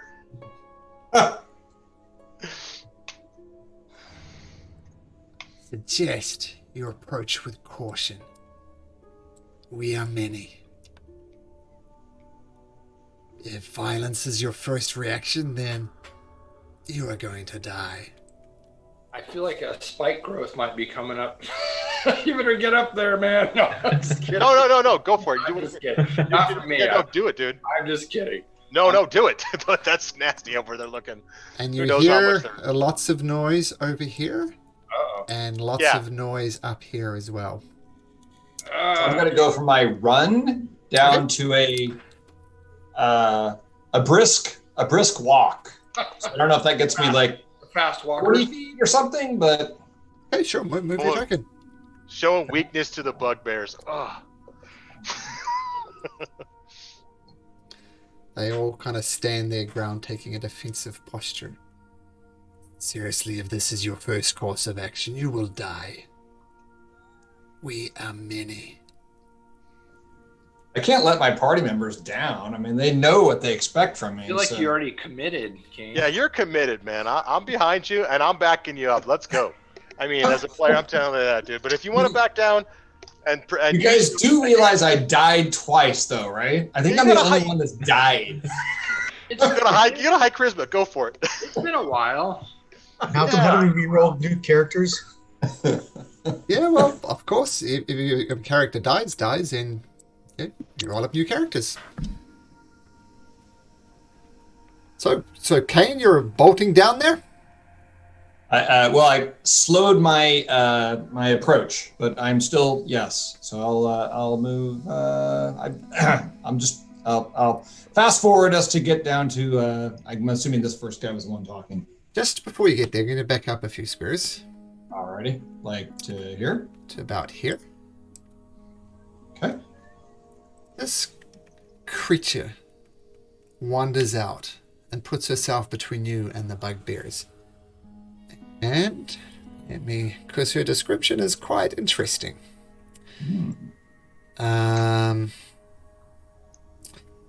So this is a drow in basic form, a dark elf, but she has 8 arachnid eyes across her forehead, and a mouth full of fangs and black bristles sprouting out from his slender limbs.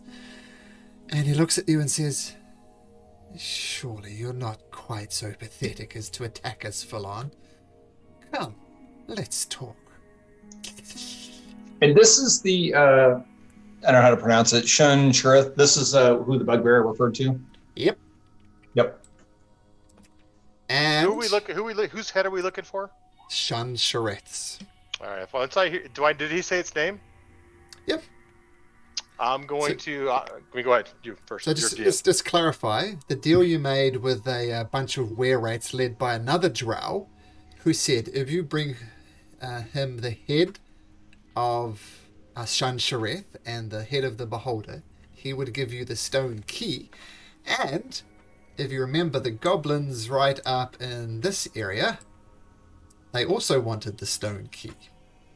Okay, so that's where things stand. Everybody wants the stone key, but you did make a deal with a drow who had were-rats, and you said you'd bring them the head, and you've already got the beholder's eye stalks, and Shun Shareth was the other one.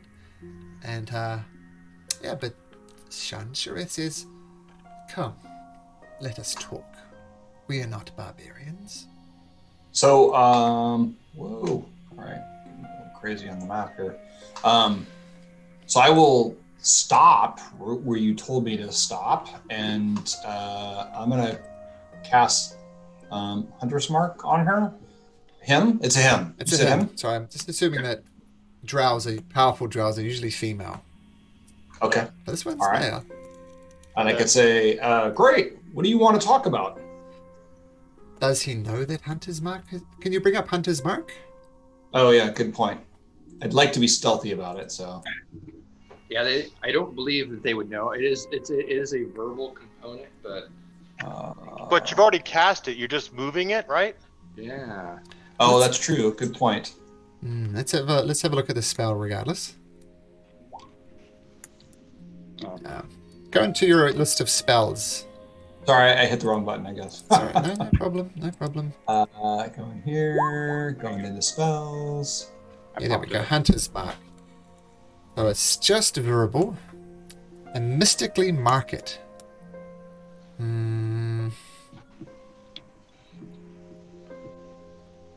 Okay. I'm going to have you make, Bellin, a sleight of hand check. I'm going to say with advantage. Oh, I think Kane's casting it. Oh, sorry. I just saw Bellin there. Sorry, Kane. Kane, sleight of hand check at advantage. There we go. So you kind of put your hand up to your mouth and say, oh, Hunter's Mark. And, that doesn't notice at all. Yeah. Yes, what did you want to talk about? Yep, pretty much. And he is Hunter's Mark. Well, come, let's talk. And he retreats into here. March, okay. Motion is down the hall. Yeah, come follow me. There's more comfortable places to sit through here. We're not. All right. I will commoners. I will follow. Okay, I'll just reveal those areas so you can see where you're going. Okay. So glancing down, this is what you see. You see, so I'm going to say once you get up in here, you glance down into this room down here, and you see there's some barrels there, and there's a table and chest in this room. In the main room, there's just a lot of barrels and some beds and some crates. And she sits down on a bed over here. There, you'd be disgusted if you saw these in a hotel, but they're functional. And she says, "Come, have a seat." You said he, though, right? He? He. Yep. Shun Shareth is a he. Yep. Okay. So, getting closer, but keeping a distance. So, you've come here? You looked a little angry? Surely. Anger is the last resort of a fool, so what is it I can help you with?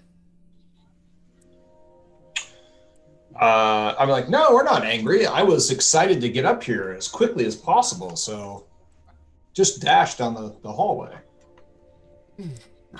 I find that hard to believe. I mean, We've had a crazy day. I've seen many adventurers come here, some of them, quite frankly, superior to you lot, and they equally met their match. For now, you're here with me. What is it that you want?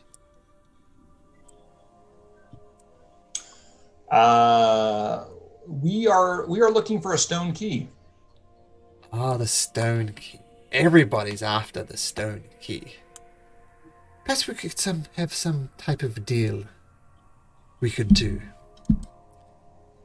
I happen to want this stone key as well. Do you know where it is? No, we do not know where it's at. What was the guy's name? Do you even remember? I mean, it's been hours for us, but like 3 weeks for players. That's Yep, true. yep, yep, yep. The character that gave us the quest to cut his head off. Yep, I'm just looking for it now. That's a big map. Okay. Yeah. His name. And Kane, you keep talking. I'm just want to know just in case something comes up. You need to make a deception check though, because you're assuming Rizarel, this was the person who gave you the quest, was the one. He said he had the stone key and had give it to you if you brought them the heads. So technically you do know where it is, so technically that's deception. So technically roll me a deception roll. Oh, that's my wheelhouse. Yeah, you should be the one doing it. Oh, well, Well, for it's sure. not necessarily a failure. But it is a failure. Oh, I think you do know where the stone key is. I've seen many a paladin, and they're nothing if not honest. And you, sir, cannot tell a lie.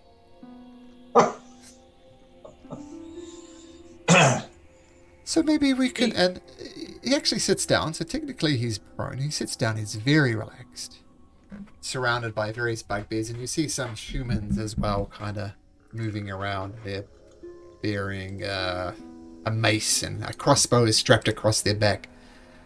So surely we can come to some type of arrangement. So why don't you go retrieve me that stone key? Well, what kind of arrangement did you have? Have in mind? Well, I mean, you're adventurers. I mean, what other reason would you be down here other than gold? So I can give you some gold coins. And tell me, where is this stone key? So we don't this is player talk here, right? So we don't actually know where the key is. We just know a person says they have the key, and if we bring back these heads, they'll give it to us. Did we see it? They could have been lying, potentially. You did not see the key. We don't know where the key is, really. We just know somebody said that they have it, right? I don't remember. Let me tell you, Rizarel said he had the key, and the goblins up top. Remember, there was a goblin that looked like a human. Yep. He said, "Go here." He has the key, and he's got a bunch of rat friends with him, which is what you saw. So the goblin told you that Rizarel had it. Rizarel said he had it. Rizarel did not show you it. So those are the facts you are working with. Okay. So maybe I just share. I'm not going to just divulge Riziel's name. I'm just going to say we spoke with somebody that shared with us that they had the key, and that we should seek you out. Seek me out for what purpose? For perhaps an exchange. An exchange of what? I'm going to stop him, and I'm going to say, for your head, and I'm going to cast Blur. On Nice. yourself? Yep. Oh. Oh, Okay. return it on. All right. So Well, I mean, guys, these are bugbears. They're evil. Rat things not necessarily evil. They're cursed. And Yeah. it's time to go. A lot of dudes. I like it when you guys make the move and I'm not the one doing it yet, because then you don't get mad at me. It's good. Yeah. Get mad at me. Well, I mean, bugbears are inherently evil. beings aren't. I mean, they're cursed with lycanthropy. So, in my character's mind, these characters, this is clearly the right choice. All right, I'm with you, man. I'm with you. So we finished that sentence and basically exchange for you. Uh-oh. Okay. Snapper will mimic what Rizrael said about getting his head. Well, Good Lord. she's gonna finally. She's Terrible. gonna say, God. "Fine, let's do this." And she's That's gonna a say, lot of it. "How many rats did you see in the previous lair?" And you think back, there was maybe 7 or 8 creatures there. And she looks around. 20 odd creatures here. I think you made a bad decision. Let's do this. It might be a bad decision. I say, enough talk! Yep, enough talk it is. Okay, let me... So all the bugbears are going to go on the same turn. All the thugs are going to go on the same turn. Otherwise, it's just going to get ridiculous. And once again, I was looking for the NPCs to roll in, but no. But okay, let's do this. What do I wanna? These battles. Like bear noises on it. All right. Shan Shareth. Well, firstly, Shan Shareth stands up and says, "You guys are fools. You took the fight that you cannot win." And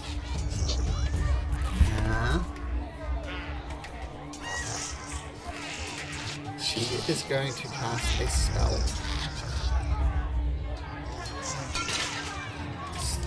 Is it moved on that rather annoying? It's very.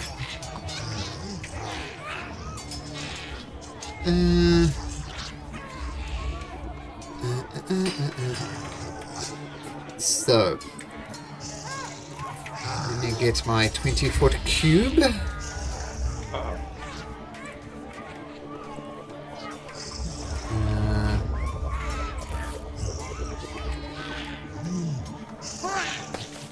So, everybody in there, can you make me... So many windows open. Can you make me a dexterity saving throw, please? Oh, and some of you will, of course, be affected by canes. So all of you get the bonus from cane. Get 12. You know what? I'm gonna use luck because that was just good. 21 for me. There we go. That's better. Fallon, you're fine. Snapper, you're fine. Kane, you are not fine. So it's just Kane that failed. But Kane helped other people. And hey, isn't that what life's about? That's the paladin way. So Kane, as you cast this spell, you take on an unholy hue. You start glowing a sickly reddish color.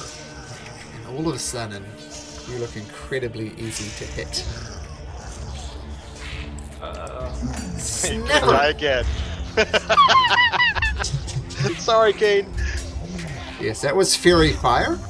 And you failed, so everything has advantage to hit you. And I think Fury Fire is concentration. Pretty sure. I'll double check that. But she is concentrating that. Fury Fire. Yep, concentration. So she's concentrating on that. Okay. Snapper! Cool, where are you putting it? I think right about in this area. Oh, it's not Spike Road, it's Grease that fucks me up. Damn it! So there's a square there. Snapper, feel free to place it exactly where you want. Okay, thank you. Let's just put it right.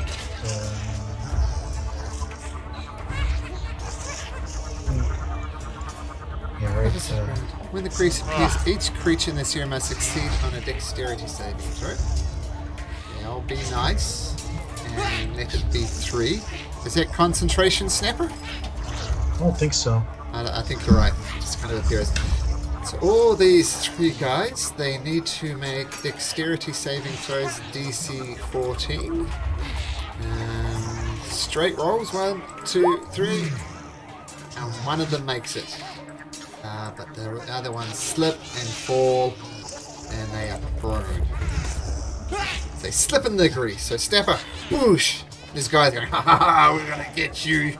And they fall straight on their backsides. Stay where you are. I'm going to squat under the table. Okay, I'll give you a stealth check for that. Your stealth checks have been pretty crappy up to this point, but you're turning it around. Joseph. Alright, Joseph's going to extra move it because of Blade Song. He's going to move to there. Okay. And he is going to attack this guy here. Okay, the prone guy. Cool. Yep. And I will just use Green Flame Blade on him. Okay. So 19 hits. And then I will... That's for that guy. And then splash damage will go on to this guy right here. Got it. Who's not prone. Yep, but he still takes 5 points of damage. He takes 12. It's 10. It's 15 for one and 12 for the other. Oh, okay, okay. So we'll do 12 here. So I need to do an extra 5 for this guy. Okay, got it. Okay, slipping around in the grease, which is now tinged with a little bit of blood, perhaps even getting more slippery. Is that the end of your turn, Joseph? Yep. Oomph. Balin. Has it been an hour or more since the huge gelatinous cube? I'm asking because Hunter's Mark. I don't know how long. The gelatinous cube, then you talk to them for a bit. Yeah, it's still fine. All right, I'm gonna throw it up on the drow then, Okay. and I'm gonna get you with my bow. I'm gonna kind of move over here a little bit, and Okay. Let me just check something. Okay, she throws up a shield. Is she gonna do that? Yeah, she's gonna throw up a shield. But 2 of them still do hit. all right. Direction to cast shield. But So, 2 of them. Oh, shit. So it makes a difference on which one. She dodged the first one, second, or last. Well, she puts it up for all of them, so the first 2 hit. Okay, the The last one does not. Okay, gotcha. Okay, so... Well, firstly, 2 of them hit, so she needs to make 2 Constitution saving throws. Both of them DC 10. And passes both of them, so her concentration is still up, but she does take 25 damage. Okay, got it. Now, it's the thug's turn. So these guys stand up, get themselves out of the thing. But firstly, this thug is going to come here right next to Balin, and it's going to try and hit you twice with its mace. Boom, boom. What was it, 11 and a 16? So one of them hits. I'll cast shield. Okay, so your shield goes up, boom, bounces off it, no damage done. This one up here is going to attack Balin twice with its mace. Boom, boom. Rolls a 15 and a 20. So one of those hits. Both of those hits. No, I have a Blade Song and I have Blur up, so it's disadvantage too. Okay, so the first one is a 15 at disadvantage, and we'll get to the blur in a second. And the next one is still a 20, so both of them hit. Okay. Explain then to me how shield. blur works. Blur gives me a disadvantage on their attacks to me. Okay, sure. So both Then of them shield. still hit. So that increases So your I have AC. over 24. How does that work? Because I see 15 on your character. Plus 4 for Blade Song, and then plus 5 for Shield, so 24. Okay, so yes, that then misses. He rolled a 20. So boom, Spruce trying to hit you, doesn't. This guy is going to try and move out of the grease. He needs to make a dexterity saving throw. He fails. So he's not going to get a turn. He falls on his butt. This guy is going to try as well, making a dexterity saving throw. Oh, natural 20. He gets out. Boom. And circles round. 1, 2, 3, 4, 5. So he's going to come down here. He's going to get a bead on Syed. Fire off his heavy crossbow. Rolls an 18, which I assume bounces off your armor, since your shield is still up. Then he ducks behind there. Just FYI, the priest is also difficult terrain. That matters. Let's look it up. 5, 10, so 10 to there. 15, 20, 25. Yep, that's fine. But thanks for pointing that out. And there is one more thug here. He comes here. He sees Kane and says, "This is going to be an easy shot." And he fires it off with advantage. Rolls a natural 20 for a maximum possible of, that could have been up to 21 damage, but quite possibly the worst critical hit of all time for 3 points of damage. Nice. There could have been 21, but he rolled. I laughed back at him. That's the best you have. Just a scratch. Steps back. I think that's. Oh no, there's 2 more over here. This one comes right next to Krosk, and gonna hit you twice with its mace. Rolls a 7 and a 10, so both miss. And this guy's going to shoot you with his heavy crossbow for a 21, which I believe does hit for 4 points of damage. So 4 damage. That's the thug's turn. Krosk.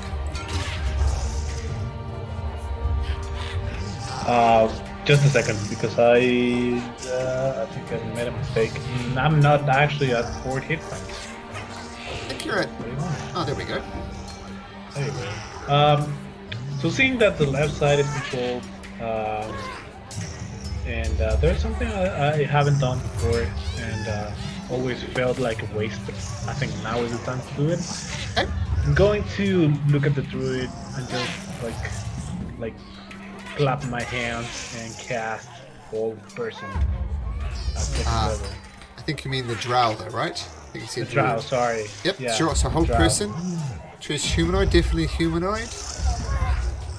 They must succeed a wisdom saving throw. DC 15. Okay. If not, they're paralyzed until I lose concentration, I think. Charmed. It's no useful things to rig her way out of that. So she needs to make a wisdom saving throw. Yep, DC 15. I was a 4. So There you go. Kane, go to work. Yeah. All right. She's paralyzed. I'm gonna flavor it like she has a ton of like seaweed like around the body. You get two, Nice. you get 2 All targets. right. You get 2 targets first above second level. Oh, nice. No, but it was on second level. Oh, okay, I thought you cast that above second level. Sorry. No. It was, I guess the question is, does she lose concentration? well, let's have a look. Paralyzed, incapacitated. So incapacitated, can't take actions or reactions. The creature automatically fails strength and dexterity throws. Attacks have advantage, and any attack that hits the creature is a critical hit. But you basically have to be within 5 feet of it to make it critical. I'm going to say she's paralyzed, but she is still concentrating. All right. but a free critical. That's huge. All right, I like this spell. Never casted it before. That's a good one. I've never like seen it, it work. sorry. I've always seen them pass their saving throws. And it's like, ooh, that's such a good spell, but it could suck. Yeah. Wow. All right, Sorry, just give me a second. I accidentally closed roll 20, if you can believe it. Uh-oh. I don't know how I did that, so let me just... I assume I'm Might not on the want that. character sheet at the bottom. Where it says everybody's name. But I don't know how I did it, but I closed roll 20. I'm getting back into it now. I don't know where it's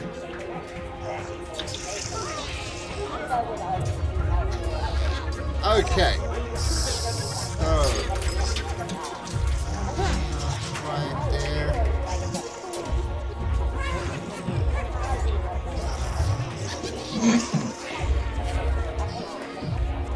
Okay, I am back. So Cross, you cast it, and Shun Chalet is frozen. She doesn't move.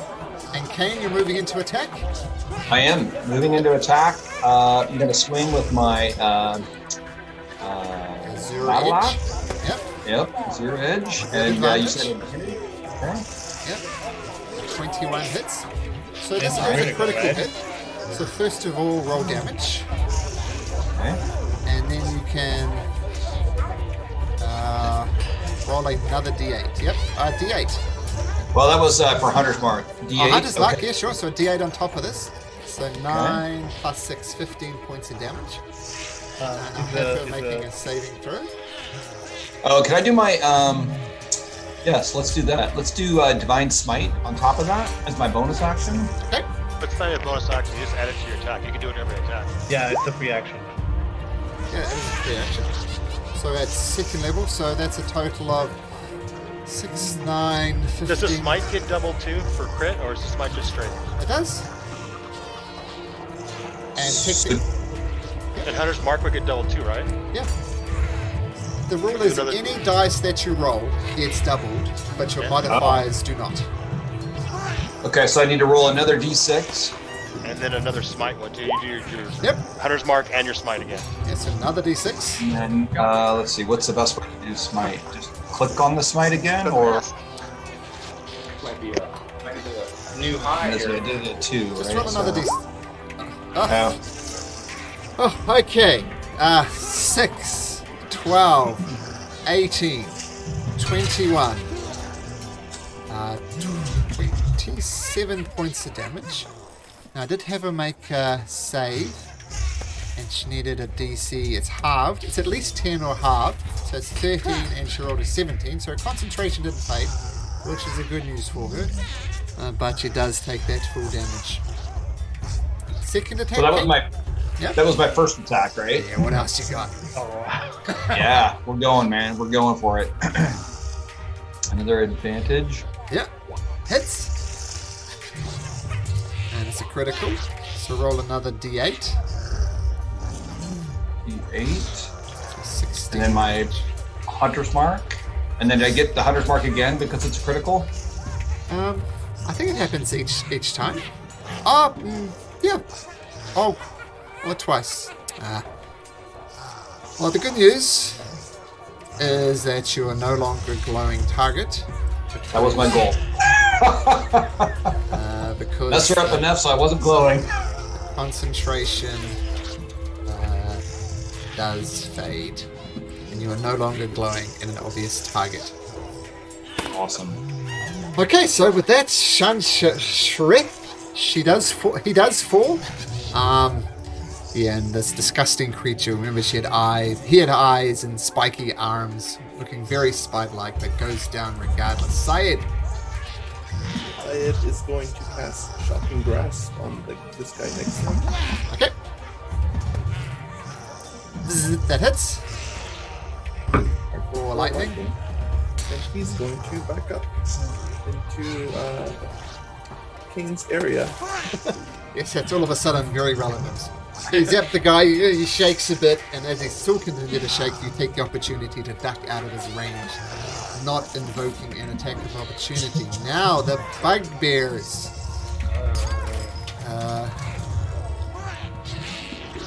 Bugbear. This bugbear is going to swoop around to the other side of Cross. It is going to bring out its Morning Star.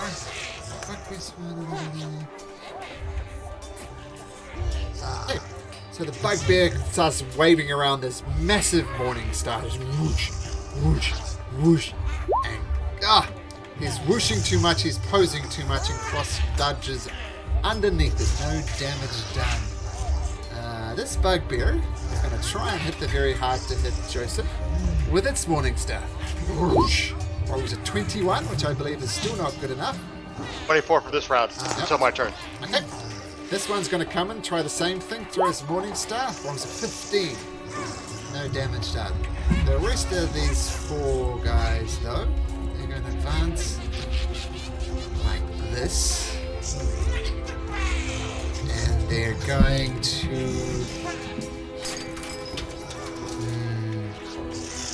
They're going to try and take out the magic user.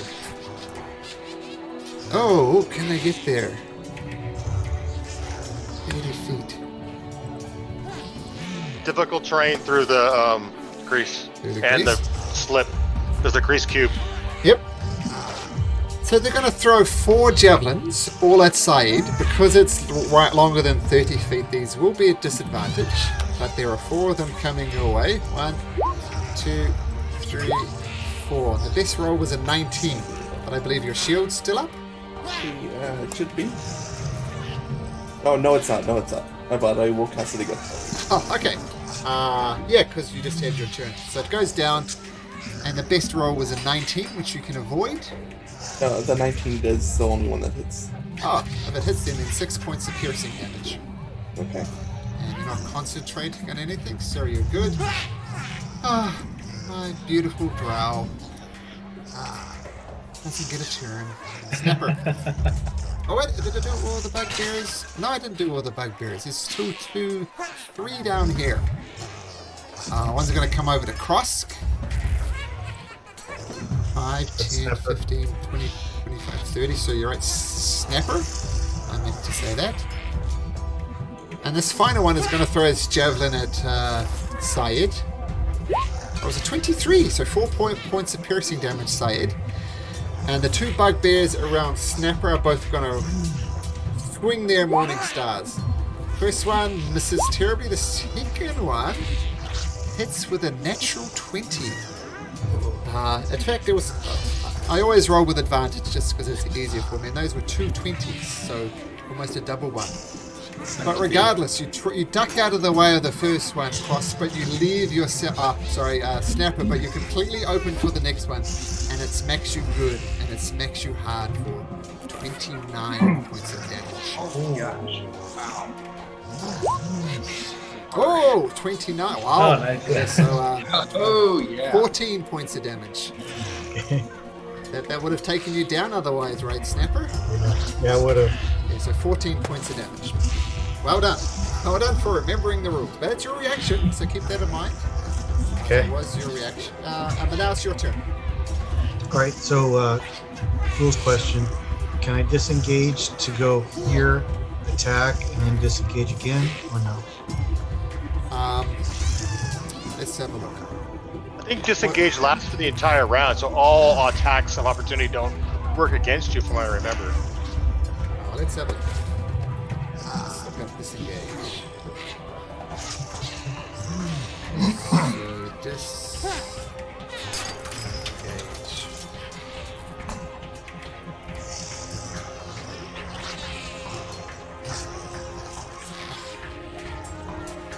So if you take your disengage action, your movement doesn't provoke opportunities for the rest of the turn. Oh, nice. So you're good. All right. So I'm going to do that. I'm going to attack this guy right here.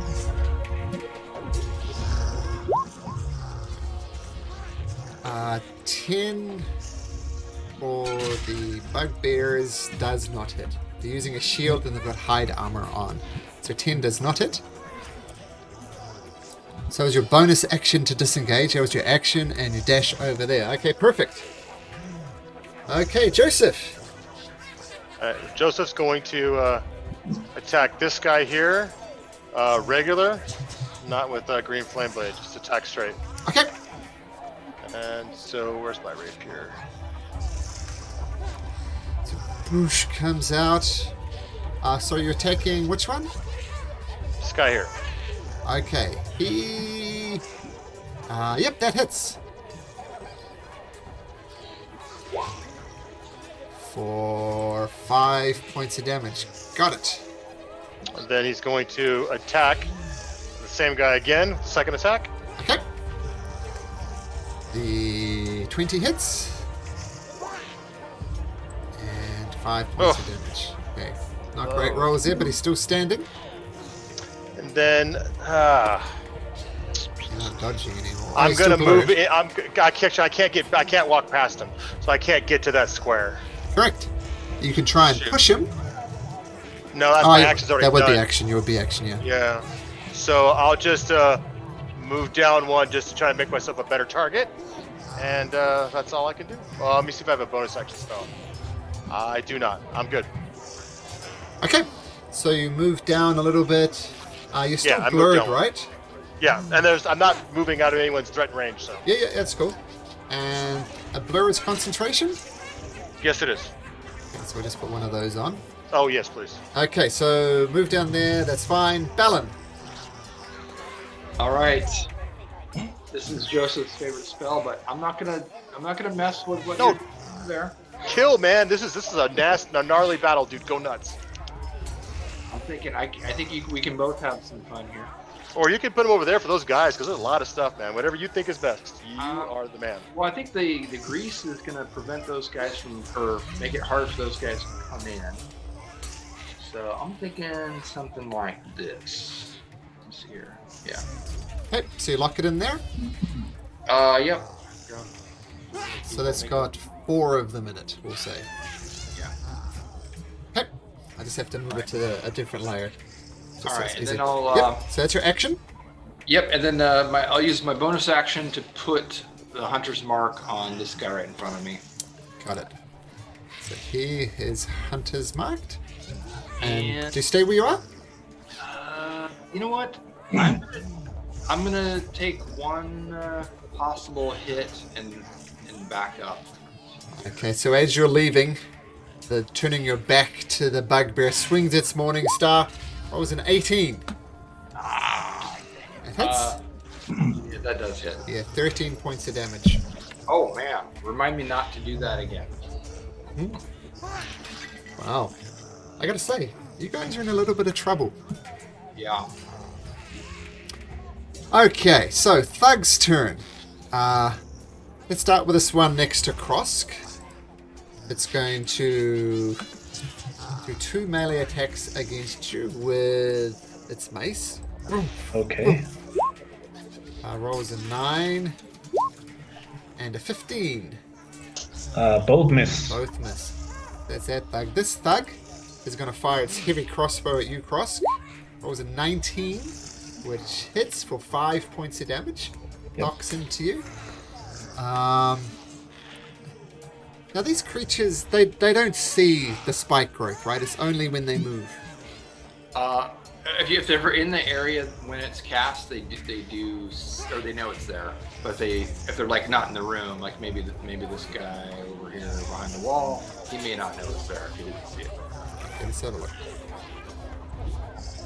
So spike growth, centered on a point, which twists and sprouts hard spine, become difficult terrain. The transformation of the ground is camouflaged to look natural. Oh yeah, any creature that can't see. Okay, so these guys know the spike growth is there. Maybe some guys back here don't. But this guy is right in the middle of it. He did see Balin cast it. Actually, Balin, you need to make a Constitution saving throw. You were hit by the heavy crossbow. Yeah. It's going to be DC 10, Constitution saving throw. You need a 10 or better. All right.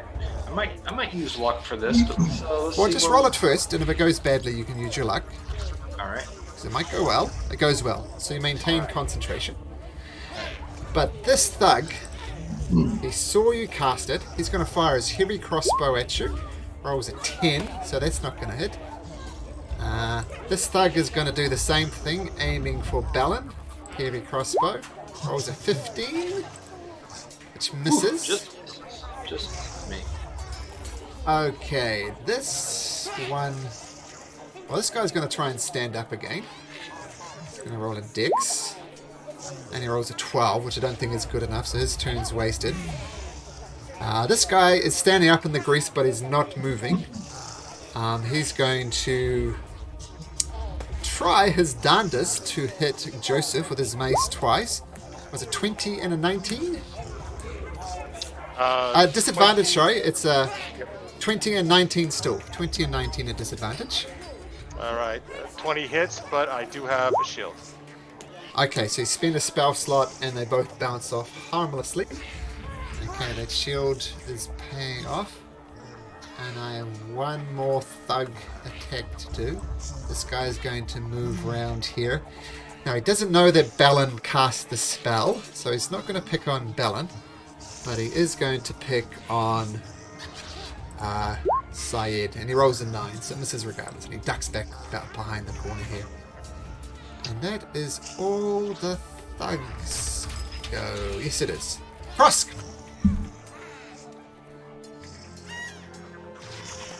Okay, so I feel everything is it's complicated, it's chaos, but it's getting under control, so that's good. You see he's surrounded by a bugbear and a thug. Yeah, which is annoying. What could I do? You know what? I think I'm probably going to prioritize taking out as many as possible. So I'm going to cast Moonbeam. Okay. Moonbeam at 3rd level. Let's see how it goes. Oh, that was a terrible roll. And where are you casting it? Yeah, let me check if it's 5-foot radius. So let me just put the circle over there. I want to target the ones. No, that is the incorrect circle. That is a 5-foot circle. It's 5-foot radius, which is a little bit bigger. I think right over there. I want to kind of help Joseph. So yeah. So, Constitution save. It's yeah. So let's do the thug first. The thug fails. And let's do the 2 bugbears in there. 1, 2. One rolled a natural 20. So is it half damage? Yeah, it's half damage. Okay, so the thug takes 6. And let's randomly say this guy takes 6. And this guy takes 3. Okay, so one of them rolls a natural 20, ducks out of the way of the moonbeam, but all the bugbears and the thugs are kind of shielding their eyes as it comes down. And do you stay where you are? Yeah, I don't think it's prudent to move, so I'll stay here. Okay, Kane, having just obliterated Shun Shareth, you're hoping you can get a piece of his head to take back as proof. And what do you do? Well, we'll chop off that guy's head here shortly, but I'm going to move my hunter's mark to this. Whoops, I got to click on the right arrow thing here. This bugbear here. Okay. And I'm going to move to here. And I'm going to swing at that fine fellow with Azure Edge. Okay. That misses. Sees you coming. It's out of the way. Dang it. All right, we'll try it again. Bring it on. Oh, and you bring it on. Nice. Wow, that backfired quickly. Undead.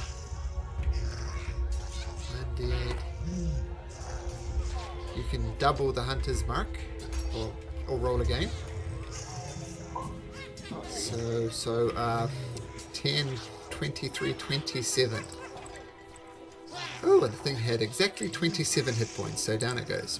Ooh. Nice. It dodges the first one, opens its mouth, and you kind of cleave it right between the teeth, and top of its head just flips off, falls to the ground dead. All right.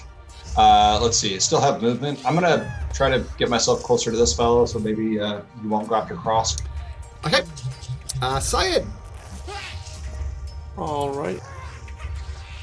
Alright, Syed's gonna run up and help Joseph. Am I gonna hit the spike growth around here? The spike growth is technically the end of that double circle, so no, you're not. Oh, nice. I'm gonna go right here, and I'm going to cast Fear. Ooh, Nice. nice. Wow, nice. It is a 30-foot cone. So put your cone on there. Wow, look at all these area of effects things here. They're all over the place. So, gonna get. Sure, that's good. Yeah. Yeah, it looks like it's going to be everybody except that guy. Yeah. Yeah. I think so. Yeah. Yeah. I'll give you all of them. So there's 1, 2, 3, 4, 5 bugbears. What type of save is it? It's a wisdom. Wisdom spell, DC 16. 1, 2, 3, 4, 5. So 2 of them pass, the rest of them fail. So this guy here. I say 2 of them. This guy here is feared. And this guy. Sorry, 2 of them succeeded, so. Yeah, there we go. So they're feared. And now there's the one thug. He's been slipping around in grease up to this point. But he steals himself and he passes it with another kind of double natural 20. What about the thugs? Yeah, that was a thug. So you got both of those thugs, right? So the other thug makes a wisdom saving throw and he rolls a 12. So one of the thugs is afraid. Let's make it the one slipping around in the grease. His day has not gone well. So good, you got 4 creatures feared there. Nice. Alright, and that's it. Okay, let's start with these non-feared bugbears, which isn't many of them. Well, this one is going to attack you. I assume that's not a concentration spell? It is. And so, my mic just fell off its mic stand. It's happening to catch it just a second. Oh, wait. Question: is it one of the guys that's in the grease cube? It's feared, yeah. 'Cause they have to roll, or otherwise they're falling their ass. Have to roll what's up? For the grease, they have to roll, or they fall down. Even if they're standing, they don't have to move. Okay, so they don't have to move. Alright, mic is reattached. Alright, so thugs. Okay, so that guy's already fallen over, so it's just this guy here. Needs to make a dexterity saving throw, and he rolls a 14. Is that good enough? Yeah, I think 13. 13. Okay, so he Oh, 14. No, it's 14. But yeah, but passes regardless. Okay, so he stands up. But it's the bugbearers go, but clarified that, which was good. So 2 bugbearers are going to throw their morning stars at Syed. First one, whoosh, 19. Oh, that hits. Okay, second one, 22, so that'll hit as well for 27 points of damage. And you need to make me 2 concentration checks, DC 10. Okay. That was 27 damage. So Constitution saving throws, DC 10. Nope. The first one. Yeah, fear fades. Would they still be feared in this turn? Because technically they're taking their turn at the same time. Very good question. Makes a difference. Actually, those 2 bugbears weren't frightened. Sure. Since this is happening on their turn, the rest of them will be feared for their turn only. So it'll be nice. But your thing does fade. So what happens with Moonbeam, Krosk? At what point do they take damage? The beginning of their turn, Okay, so they would take 3d10, so I'm going to roll. and what type of save is it? Dex, was it? I think it was Dex. It's Constitution, Constitution. DC 15. First one fails. The second one succeeds. So let's say the top one takes 7. Yep, if they succeed, it's 7. Otherwise, it's 14. Bottom one takes 14. Okay. So this is going to risk a step into the grease to get out of it. It's going to make a dexterity save. Oh, man. Falls on its butt. Trying to get out. This bugbear also wants to get out of the sunbeam. The ones that are feared have to run away from him, don't they? Like their full movement, dashing away. Yeah, this one wasn't frightened though. Oh, I know Oh. the other ones though. There's 2 things. They cannot willingly move towards their source of fear, and they get disadvantage on attacks if they see the source of their fear. So they don't need to run away, but they No, do- it says while they're frightened by the spell, the creature must take a dash action, move away Ooh, from okay. you by the safest available route. Okay, maybe it's slightly different. While frightened. Okay, fair enough. So these guys just dash all the way back here. Cower in the corner. And this guy here can't dash, so he's just going to slip around in the grease. But that's the thing anyway. So that's that. Those guys. That guy moved there, fell down. There's still this bugbear here. It is going to throw a javelin at Syed because it saw him take out his buddies, and it rolls a 7, which misses. Yeah. And it comes around here and ducks around here. The bugbear in the spike growth isn't going to move. It's going to do the same thing. Let me just check how far Syed's away. No, in range, not at disadvantage. Throws the javelin. Rolls a 7 again, so that misses. And I believe that's all the bugbears. Yes, it is. Snapper! Alright. Go right there. Aim at this guy right here that's having a bad day. The prone one. Keep in mind, if it's a range attack, it'll be disadvantaged because he is prone. Oh. Okay, well let's do that guy then. Sure. The one right next to Syed. Takes careful aim. Fuck! And that hits. So that does get sneak attack damage, so 14. Ugh! Doesn't take him down, he's still up, he's looking bad though. And you duck between the beds, you're gonna hide in there? Yep. Okay, so I don't know, maybe you go inside and pull the cover over your over your eyes. Just You can't see me. if I can't see you, you can't see me. Joseph. Right, green flame bait on that guy right there. Uh-huh. 9 Ah. misses. And that's it. Okay. But your blur is still up, right? Yep. Okay. Balin. All right.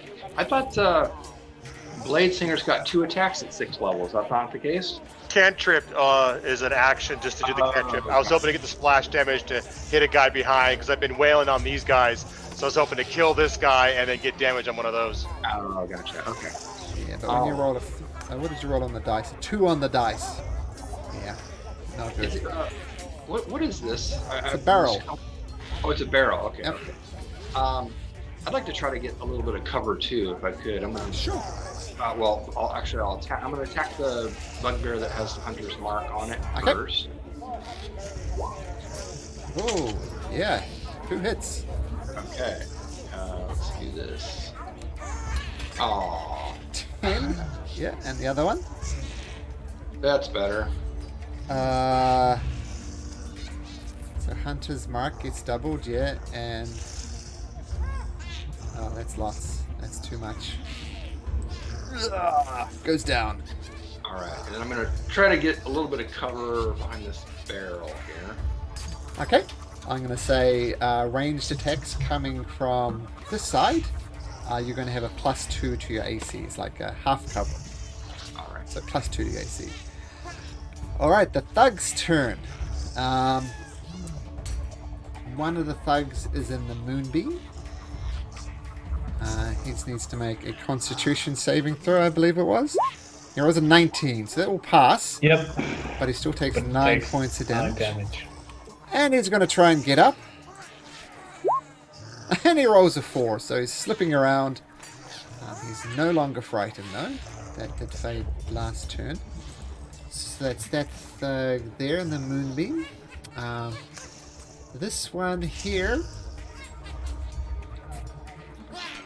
is going to attack Syed twice with its mace for a 22 and an 8. Assume a 22 hits for 4 points of bludgeoning damage. Okay. And we don't need to worry about concentration anymore. Nope. Let me just unfear these bugbears. Yeah, that fear might have been clutch, Syed. That was a very good move. Inspirational move. So take a point of DM inspiration. That might have, in fact, turned the tide of this battle. I was worried for you guys. Still worried for you guys. Yeah. Okay, so that thug fell over, took moonbeam damage. That thug hit Syed once. He's not concentrating. This guy is going to grit his teeth. Oh, get out of it. Balin, roll me 2d4. Take that damage. 6 points of damage. So that was 10, 15. Little train. 15, 20, 25. And that's as far as he'll get. Okay, the thug in the grease. In the spike growth. Once again, he knows it was Balin. I'll give you the +2 AC from there. But he's going to fire his heavy crossbow at you. For an adjusted to 17. Does a 17 hit? I'm gonna use luck on this, if I may, and roll to see if he hits me with this. Sorry, what are you doing? let That's me- the re-roll for his attack? Yeah, let me flash up luck here. Sure. I didn't know what that was, but that's fine. Yeah. So he goes, it got you lined up, but just then a little spike goes through his foot, and that's enough for a lucky strike to just clatter next to the barrel. So that's that guy. This thug is going to, this one here is going to attack Krosk twice with its mace. And misses terribly. This thug up here. 5, 10, 15, 20, 25, 30. Doesn't like Balin. It's going to fire his heavy crossbow at Balin. He won't get cover for this, but it doesn't matter because he rolls a 5. This guy here is going to duck up. Once again, going after the Mage accuser, fires his heavy crossbow for a 21. Assume hits Syed for 7 points of piercing damage. Okay. Oh, I can see your hit point bars, gentlemen. This is looking a little grim. Maybe Krosk can turn things around. Krosk. Alright. So still everybody up. Yeah, I think feels like a waste, but I think it's worth it. I'll move my moonbeam just one square to the right. 1 square to the right. So like that. Yeah, just to be able to hit all 3 of them. Okay. And with my bonus action, I'll use my Hungry Jaws and bite Nice. this guy over here. Okay. Yeah, it's about 13 to hit. That does hit. Yes, that does hit. Oh, good. So it takes 2 piercing damage, but importantly, I gain 3 temporary hit points. So you're literally feasting on this poor man. I don't pass judgment. I just read the read the abilities. But yeah, that's really that's that. Yeah, that's disgusting, and I love it. Fantastic. Okay, so the moonbeam, I'm not going to say the prone guy doesn't have to make saves because he was already in it, but the two other ones do. So the bugbear... But I think it's at the beginning of their turn, Oh, right? beginning of their turn. Okay. Yeah. You're right. Yeah, beginning of their turn. Kane, you're actually doing pretty good in this battle. Relatively uninjured. Yeah. You're in Krosk, actually. Not too bad. The rest of you? Yeah. All right, let's see if we can do Joseph. some other really good stuff here. I'm going to go up to this guy here. I'm going to move my hunter's mark from the guy next to Cross, dead guy, section, to that guy. Yep. And I'm going to swing Azure Edge at him. Hopefully we'll connect. Ooh. So, what happens? I had a little natural one. You jinxed me.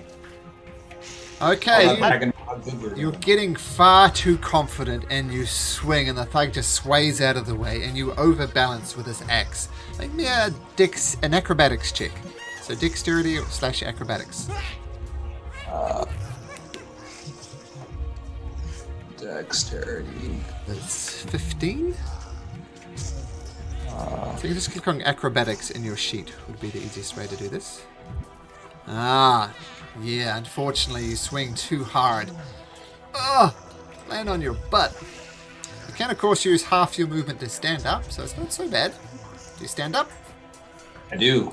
And you can take a second attack, so not too bad. All right. Okay, good. I'm like a cat. I did that, and then I stand up and I look real quick, like, did anybody see that? And then I swing again to like cover it up really quickly. So Meant to do that. Which yeah, is a that was natural all 20. part of the plan. You're Natural lucky 20. Joseph's focused on these guys over here. He'd make a comment. 15 does hit. I was hoping for a natural Alright. 20, but because that would be cool. So 8 points of damage. And then the hunter's mark. So another 5 points of damage. Got it. The guy growls at you. You're going down. He starts swinging his axe, his mace, but we'll get there when it's his turn. You stay there, Kane? Yep, I'll stay there. Syed, you're looking a little rough there, buddy. Yep. Get out. I can't get out. Disengage. Oh, Yeah. that's right. I will disengage. Okay.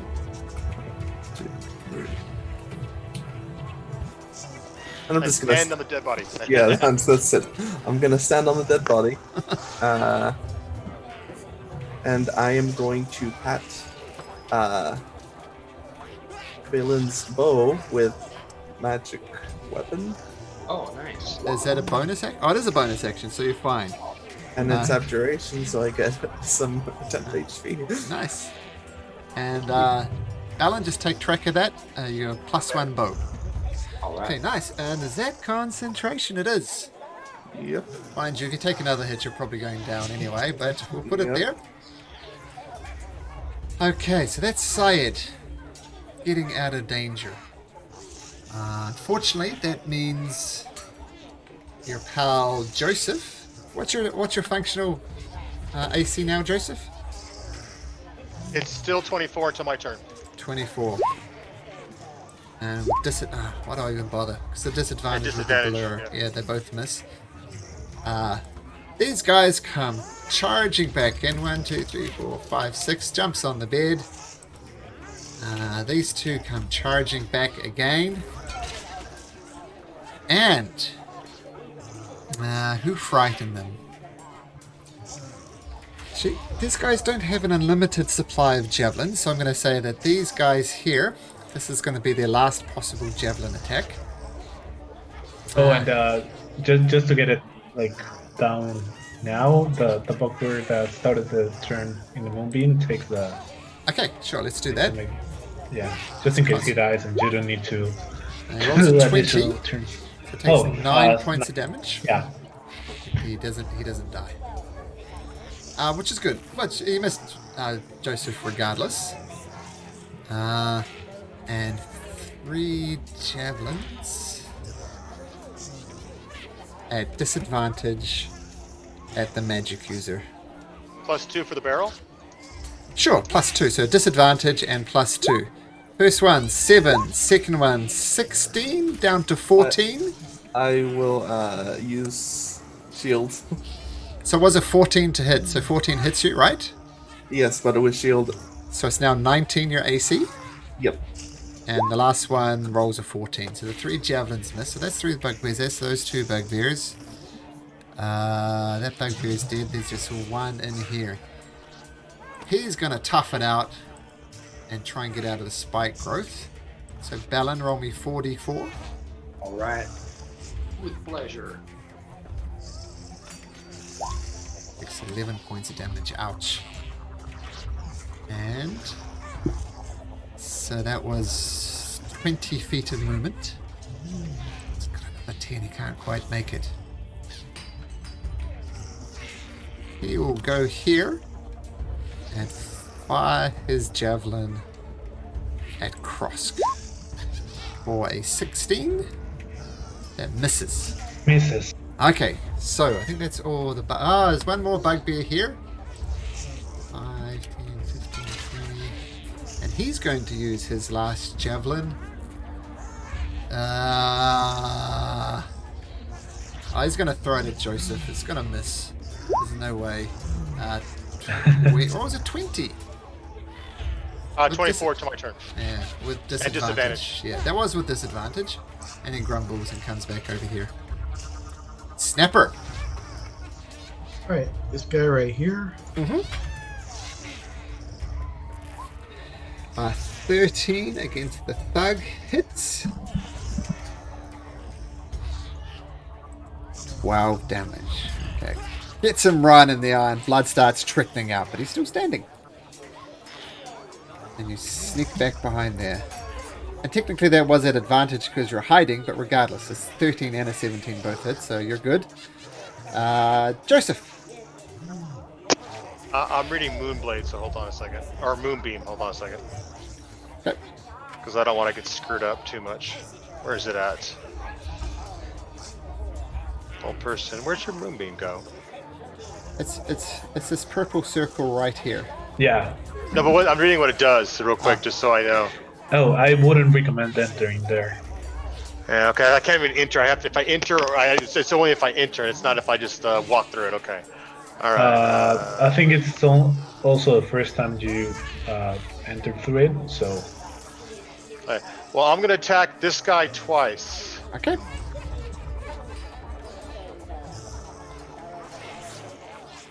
First hit. Ooh. Oh, there we go. Nice. Ooh, and down he goes. Ooh, it's 7 hit points left, so the critical really did the trick there. All right, and then I'm gonna attack that guy next. Okay. Nope, miss. That is a miss. Yep. Still, he took And one down. Yep. Then stay there. Okay, so still blurred, still concentrating on it. Not being able to hit you though. Balin. Alright. I'm gonna move my hunter's mark to this guy. Okay. Turn the favor. Hits. Hits. Alright. So, 22, 29. Plus the 2 for Yeah. So 31 with plus 1 bow.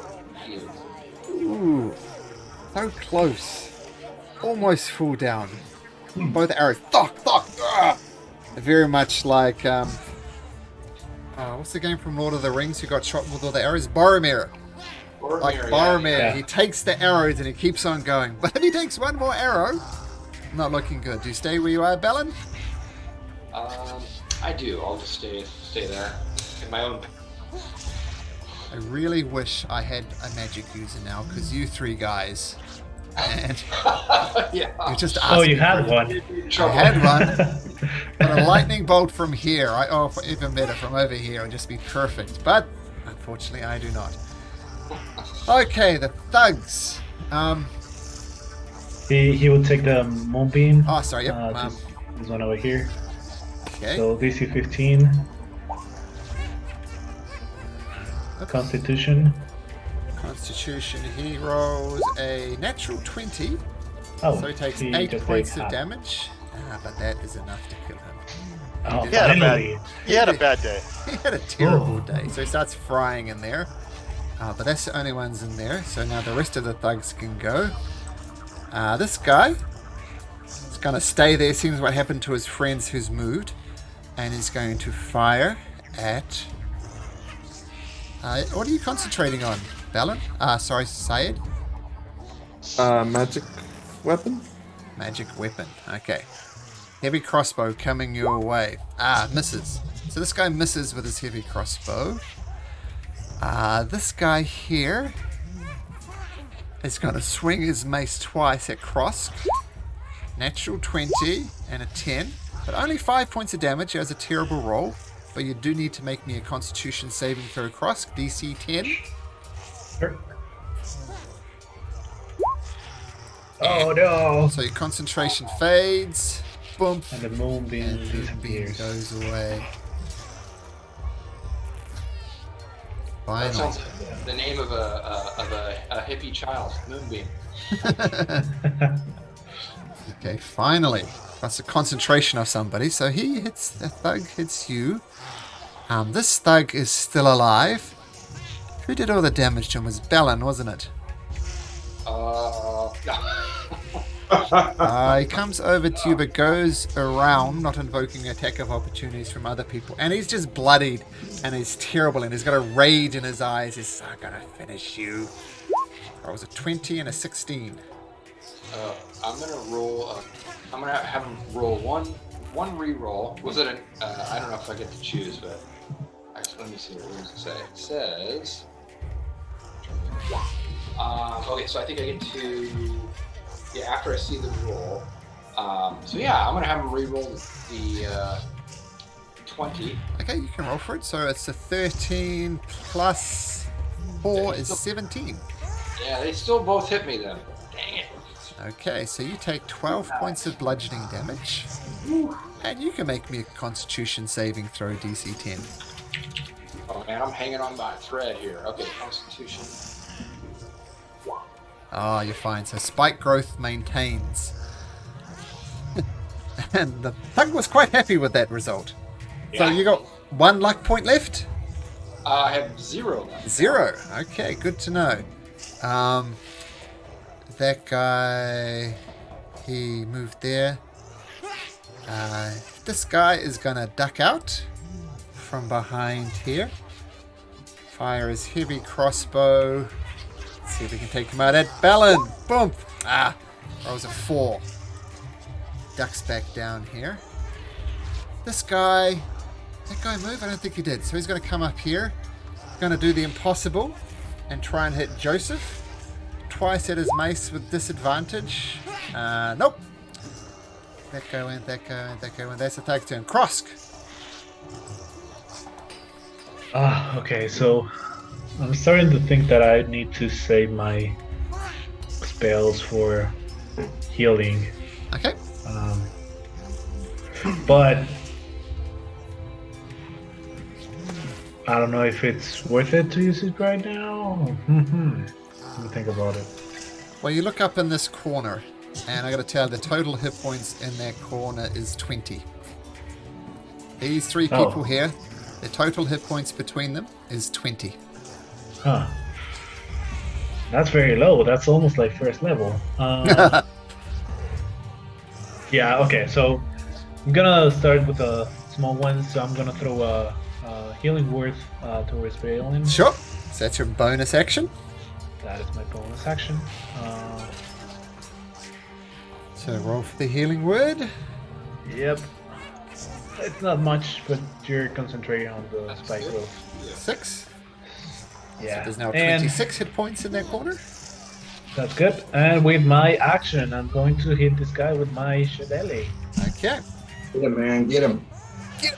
14 hits. Ha! Had exactly 5 hit points. Down he goes. Yes. And now I can move. Yes. And I'm actually going to. Well, I could move before, but I'm gonna move here, and then here. Well, not here. Here, and then over here. So I'm just trying to get closer to these guys. Okay. And I'm going to stop over there. Yeah, that's Alright. going to be my turn. Aim. You Alright. should do some business. Take down one of Yeah, one of I did. the Like, thugs. nice job, Krosk. I'm going to move to here. I'm going to move my hunting mark to this fellow. At him. I'm being very generous when I describe them as fellows. Okay, so you swing Azor Edge. It strikes true. Nice. 6 points of damage. Only 6. Now you rolled a 1 on the die. So another 3 from Hunter's Mark. Got it. Okay. Still standing. We'll attack again. Hits. And down it goes. Had 7 hit points left. Ugh. So maybe things are starting to turn. Maybe. All right. Let's see. I still got movement. I'm going to move to here. Okay. Nice. Oh man, I so want Fireball. I want Fireball. Give me Fireball. You sound like the Novix. Fireball, fireball. Make pretty magic. Okay, Syed. Still concentrating. Still in trouble. Syed is going to cast Shocking Grasp on this guy since he's out of juice. Okay. Oh, really? No more spell slots? No more spell slots. Okay, just cantrips. 14 does hit. And I can tell you he has 1 hit point left, so he's going to go down. Okay. As I said, Balin did a number on him, but not quite enough to kill him. And that's it. Okay. Are you staying where you are? Yep. Okay, the bugbears. Well, let's start with this one.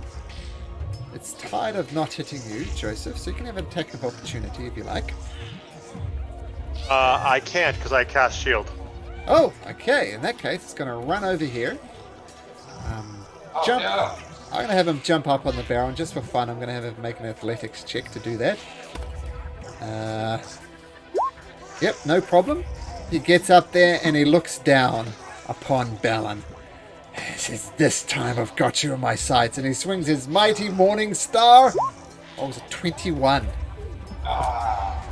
7 points of damage. Oh, 7. Okay, well, You're still up. It's 2d8 plus 2.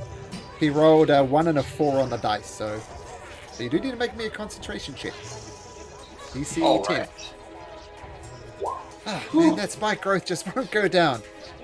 So the bugbear just gets that 1 attack. This one is also going to rush past. Same thing again. Go down! What was it, 15?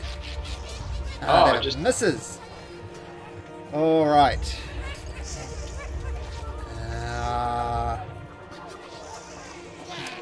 This bugbear, I'm going to do this one first. 1, 2, 3, 4, 5, 6. 1, 2, 3, 4, 5, 6. Rushes over there. Doesn't get a chance to attack though. What Dodging about the this. grease you ran through? Ooh, sure. Let's have a look. 11. Okay. So he slips up. There's still these 4 at the back. So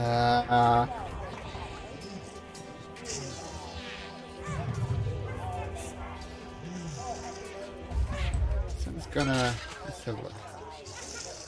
5, 10, 15, 20, 25, 30, Difficult terrain in the grease. 35. Ah, yeah. So did he run through the grease? You went right here. But didn't it's a 10 by 10, isn't it? Yeah. So I can't affect that one and that one and that one. Okay. So taking this one up here is clear. Okay. But it is difficult terrain going through here. He's going to take a step through there and go through there. So Balin, it's still standing, so roll me 2d4. 2d4, yep, 2d4 as he steps in the spike growth. Oh, gotcha. Okay. 2d4. 5.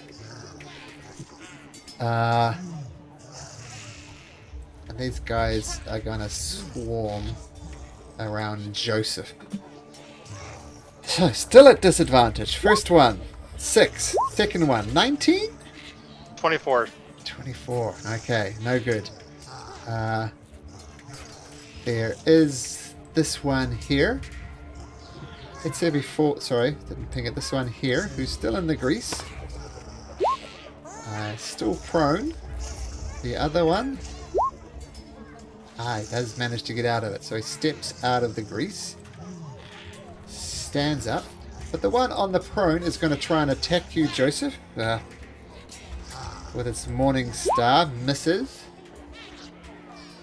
And this guy is going to move down here. I think that is all my bugbears. It is. Snapper! Alright, go there. Go for that guy. Okay. And Lock hits. Sneak attack damage will be relevant. Ooh, Ooh. nice. 23? Nice. Yeah, 23 damage. Still standing. But took a serious ball bearing to the face. Goes around here. You're going to dodge behind there. Yep. Hide behind there. Great. Joseph. Surrounded by bugbears and thugs. Most of them failing miserably to hit you. Alright, I'm gonna attack. Do these guys look like they've been damaged at all by the moonbeam where they hit, or they look fresh? This one looks the most damaged. Okay. This one here, the one to the south. The bugbear to the south. Well, you know what? Just because I get melee attack, melee range, I get advantage against him, right? You do? Actually, I'll do that instead. I will green flame blade on him. Okay. And that's that one, and then that's the advantage attack. Okay, so hits.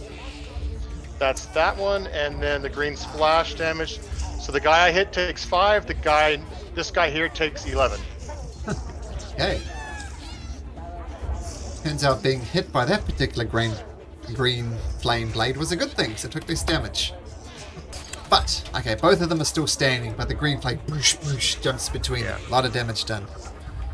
That's it. Alan! Okay. I'm going to cast. Oops. Let's do this. Zephyr Strike, which Okay. allows me to move and not provoke opportunity attacks. Okay. So I'm going to slip through my friends here, just far enough so I can use my bow. And I will target the one that's up on the On the barrel? Yep. Came back here. Zephyr Strike, that's a nice spell. I like it. It's, for situations just like this. And you have... And you give yourself advantage, so we'll take this one as advantage. So a 14. A 14 does not hit. Okay, alright. Then I will do second attack. There we go. 27 does hit. Alright, But and it's just- assign the extra damage to like anything within a minute. So I'm gonna include the extra damage. Oh, so minus the 3, but I do get the D8 from the Zephyr Strike. Regardless, 5 points of damage is enough to take it down. Oh, okay. That's it. Okay. And the way I read it, I think the Zephyr Strike would only be the bonus damage on the first hit. So advantage on one attack rolled, and that attack deals an extra D8. So only if it would have hit. But regardless, the 5 points of damage took it down. You're right. Alright, Thug's turn. Man, this Thug has been hoping for a long time that spike growth would go down. And maybe this is his chance. He sees Balin. He takes his time. He lines up his heavy crossbow. Fuck! It was a natural 20 for 9 points of damage. Oh, At last! Oh, At last! I Pesky think this spike might do growth goes down. And as does Balin, I believe. oh yeah, I'm sure. Okay, so that was his attack. Come around here and duck over here. So that's the first... I missed how much damage did you say? I'm sure I'm at 0, but I 9. It was 9. 9 points of damage. Yeah, so you're at 0. There's no such thing as negative hit points in 5th edition, so you're at 0. Okay, so that was that Thug, finally.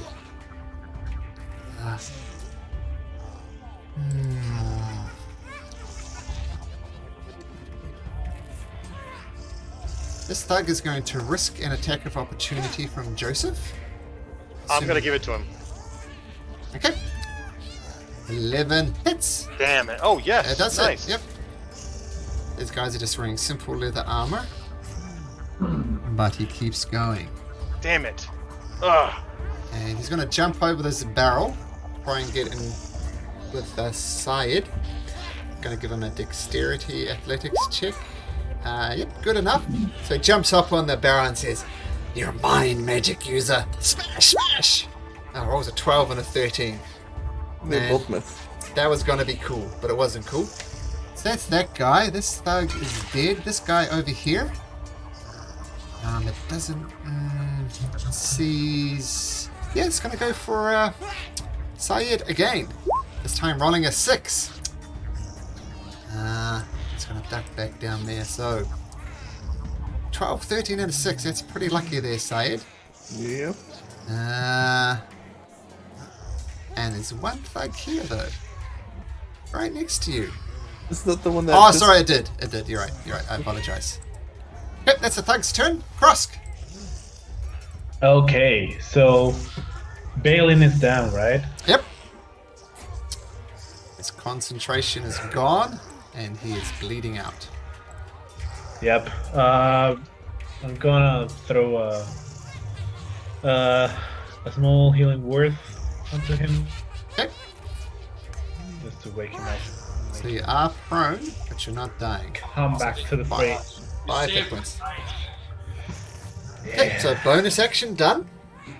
Yep, and with my action, I'm going to cast.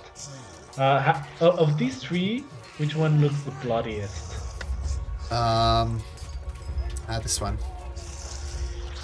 I'm gonna throw a produce flame. Okay. His way. So 12. 12 misses. Damn it. And I guess I'll. There's a circle. Yeah, I'm gonna move here just kind of to protect these 2 guys. Maybe just prevent. No, actually here. Okay. Just prevent this guy from moving forward. Kane.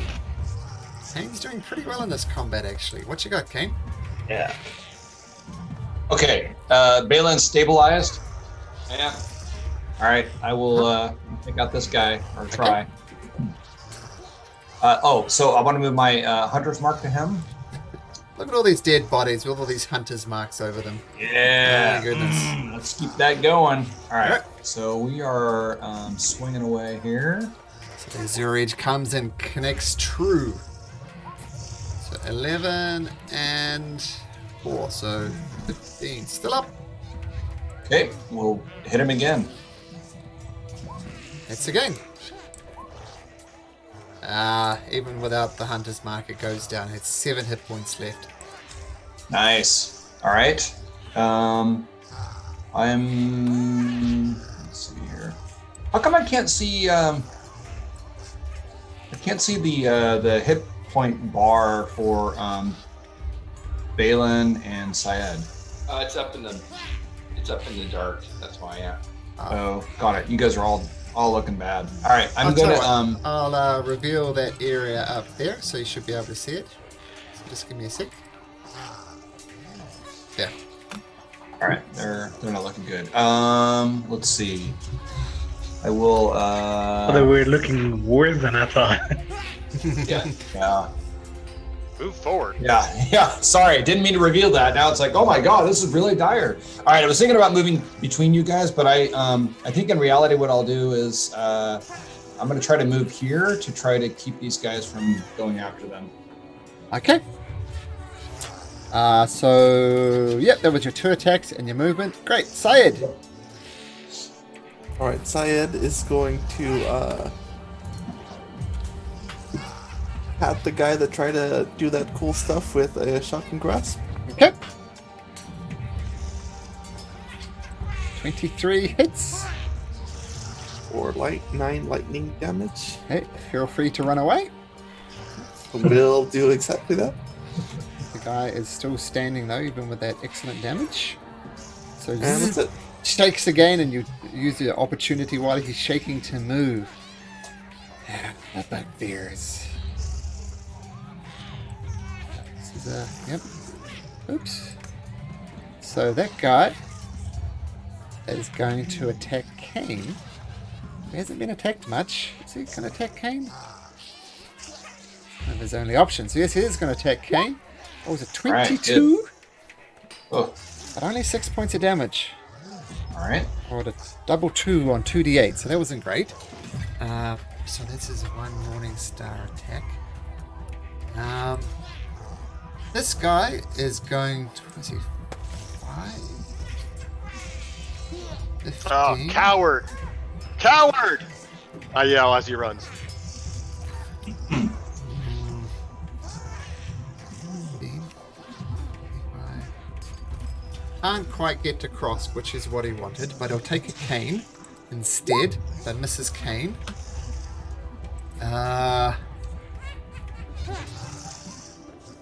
He's going to yell to his friend, "You take out this pesky guy, be damned if I can hit him." If you used your reaction, if not, you're going to take attack of opportunity. I did use it to try to kill the thug. That's 5, 15, 20, 30. Okay, so just get to Cross. And Morning Star to the face. What was it? 14. No Morning Stars to the face. Nope. Tough snake scheme. And this guy looks around at his allies.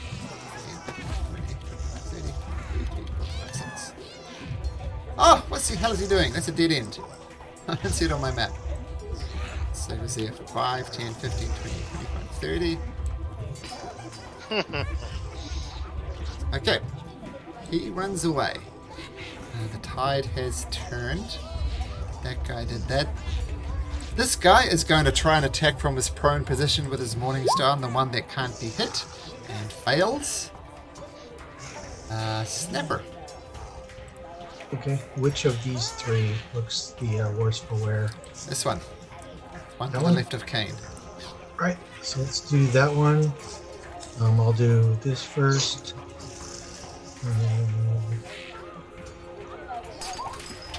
19 hits. That one up there, that's enough to take it down. Ugh. Nice. Okay. Ashes over there. Cool, got it. Joseph. I'm gonna run into the blanket of warmth of Kane's aura of protection. Yep. And risk an opportunity attack against that guy. Okay, hasn't hit you all day. And continues his streak. Right, and then I'm going. Which one of these? Any of these guys look like they're hurt? This one looks a little bit more hurt. The one here. All right. I will regular attack him.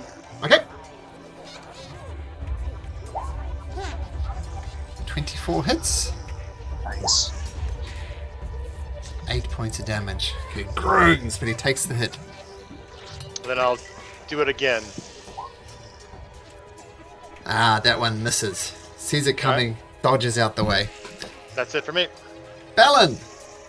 You're on the ground, you're prone, but you're alive. Yes. I'm feeling much better now. Well, maybe not much better. I'm going to stand up. I'm really angry at these crossbow guys. I'm going to cast Zephyr Strike again. And I'm going to attack this guy right here. This thug. Okay. So with advantage, and if it hits, an extra d8. Yep, hits. Feel free to take an arrow back as well, since you didn't technically fire 2 there. And so 12 points of damage. Goes down. All right, then I'll hit this bugbear who has been wounded with my other attack. 15 doesn't hit. Okay. Then I'll just. It's +1 to 16 hit. Oh yeah. 16 does hit. Nice. Thanks for the reminder. I didn't put Hunter's Mark though, so just 9. Which guy was it? This bugbear? 10. So Sorry, the bottom one. Yeah, the The bottom. bottom one. In that case, the bottom one goes down. Alright, and I'm gonna move away a little Wow. bit. Just- Good pointing out rules. Art, that was good. Okay, Stash is over there. Thugs.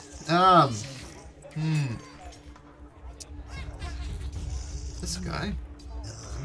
One left. 1, 2, 3, 4, 5, 6. 1, 2, 3, 4, 5, 6. Get out of my way! He dashes past the bugbear. Where's the other bug? Oh, he's over here. Okay. 5, 10, 15, 20, 25, 30, 35, 40, 45, 50, 60. I don't think there's any bugs around you guys. Nope, that's it. Cross. So it's good that nobody's down this round, and they're starting to run, which is great. So I'm just going to close the gap with this guy and rock him with the shillelagh. 19 hits. 12 points of damage. This guy hasn't taken much damage, so he takes it, but he's looking panicked. He looks around and he sees it's pretty much him. Yeah, basically. His only other ally is slipping around in grease. Kane. I don't know if crocodiles have like tongues, but Cross would start like licking his lips. Very good. Hey, I'm going to cast Hunter's Mark on him, or move the Hunter's Mark to him. And I'm going to swing. Measure edge. Hits. Got it. So 6, and for the hunter's mark, 10. Okay, still up. All right. I will swing again. Hits. And he starts to run, and you cut him right in the back, and he stumbles for a couple of steps. Can't get any further though. Falls down dead. Tried to get away. Failed. Nice. Takes him down. So that's your 2 attacks. That was my and I'm going to, let's see, 5, 10, 15, 20, 25, 30. I'm going to try to block this guy from departing. Okay. Oh, Tired. Brutal. oh. We were like, it's over. It's over. Nope. Gonna move up a little bit. Hey, just for the record, I didn't start this. I'm finishing it though. He's gonna cast Chill Touch on this guy. Okay. Chill touch. So there it is. 17 17 hits. or 11 necrotic. Does that? What does It it do? just he can't heal. Okay, so not a big deal. Side chill touch. Boom, freezes up. The this bugbear is going to try and stand up. Doesn't. This bugbear. You no longer have eyes on him.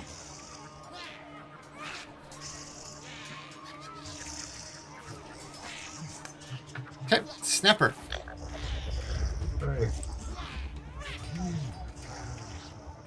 30. We'll go for that guy right there trying to make an escape. Uh-huh. So it will be sneak attack damage if it hits, but it doesn't. Sings wide. That's it. Joseph.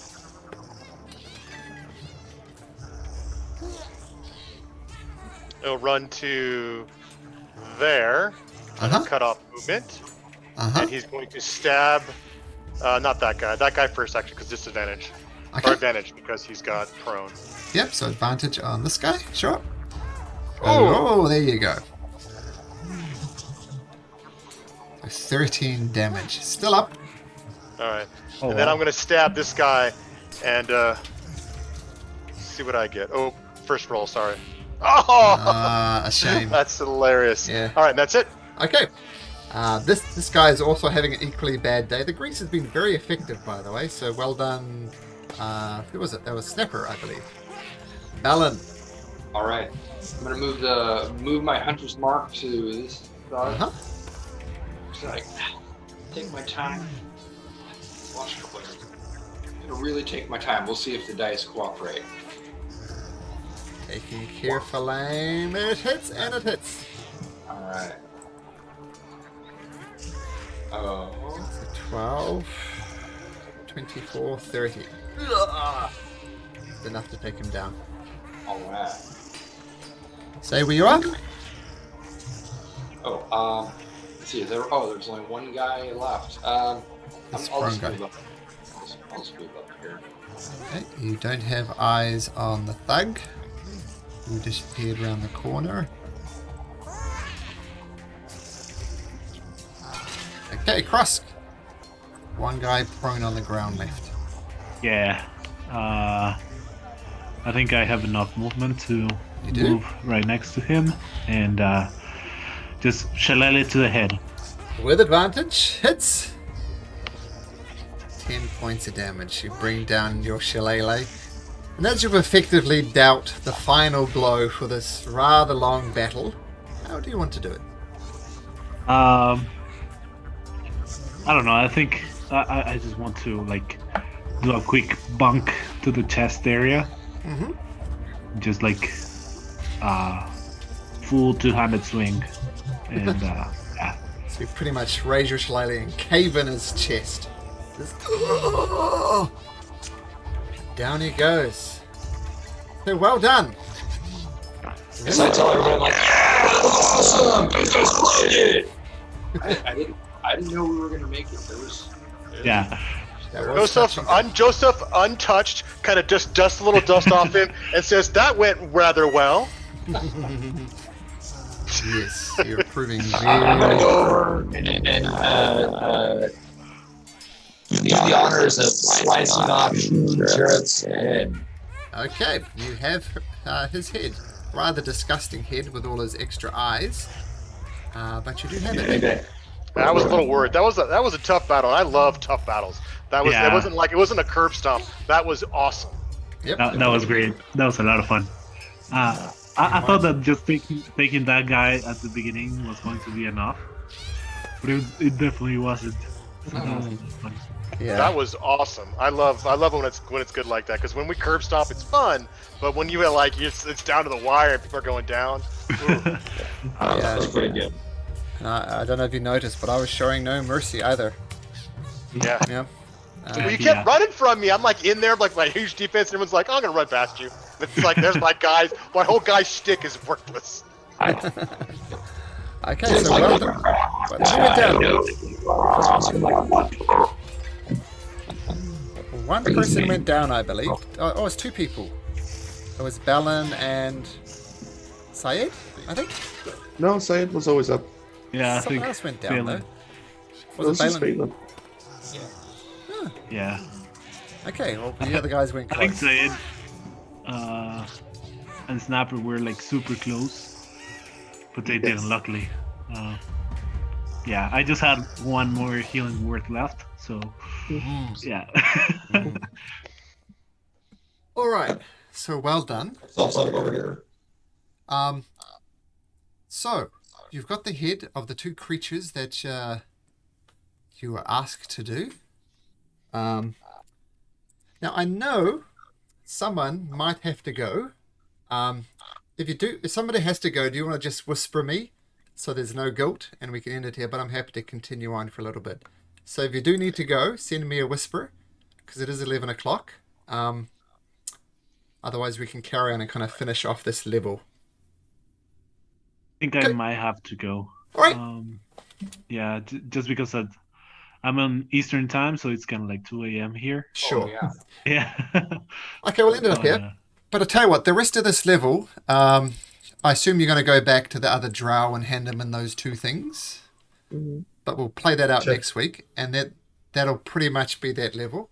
I'll short circuit this. Inside of that chest is 100 gold pieces, so feel free to take that. And amongst the goblins and the hobgoblins is additional 14 gold pieces. So there's 24 gold pieces. On the drow, nothing useful. So that's a total loot from that.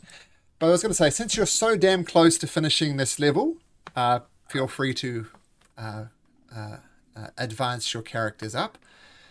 And I'm going to say, since this level is pretty safe at the moment, you could take a long rest as well. So feel free to give your characters a long rest and level up. And next week, we'll be on the next level. All right. Nice, guys. Have a good night. Good night. Okay, thanks Thank you, everyone. everyone. Take care. Bye-bye. Bye.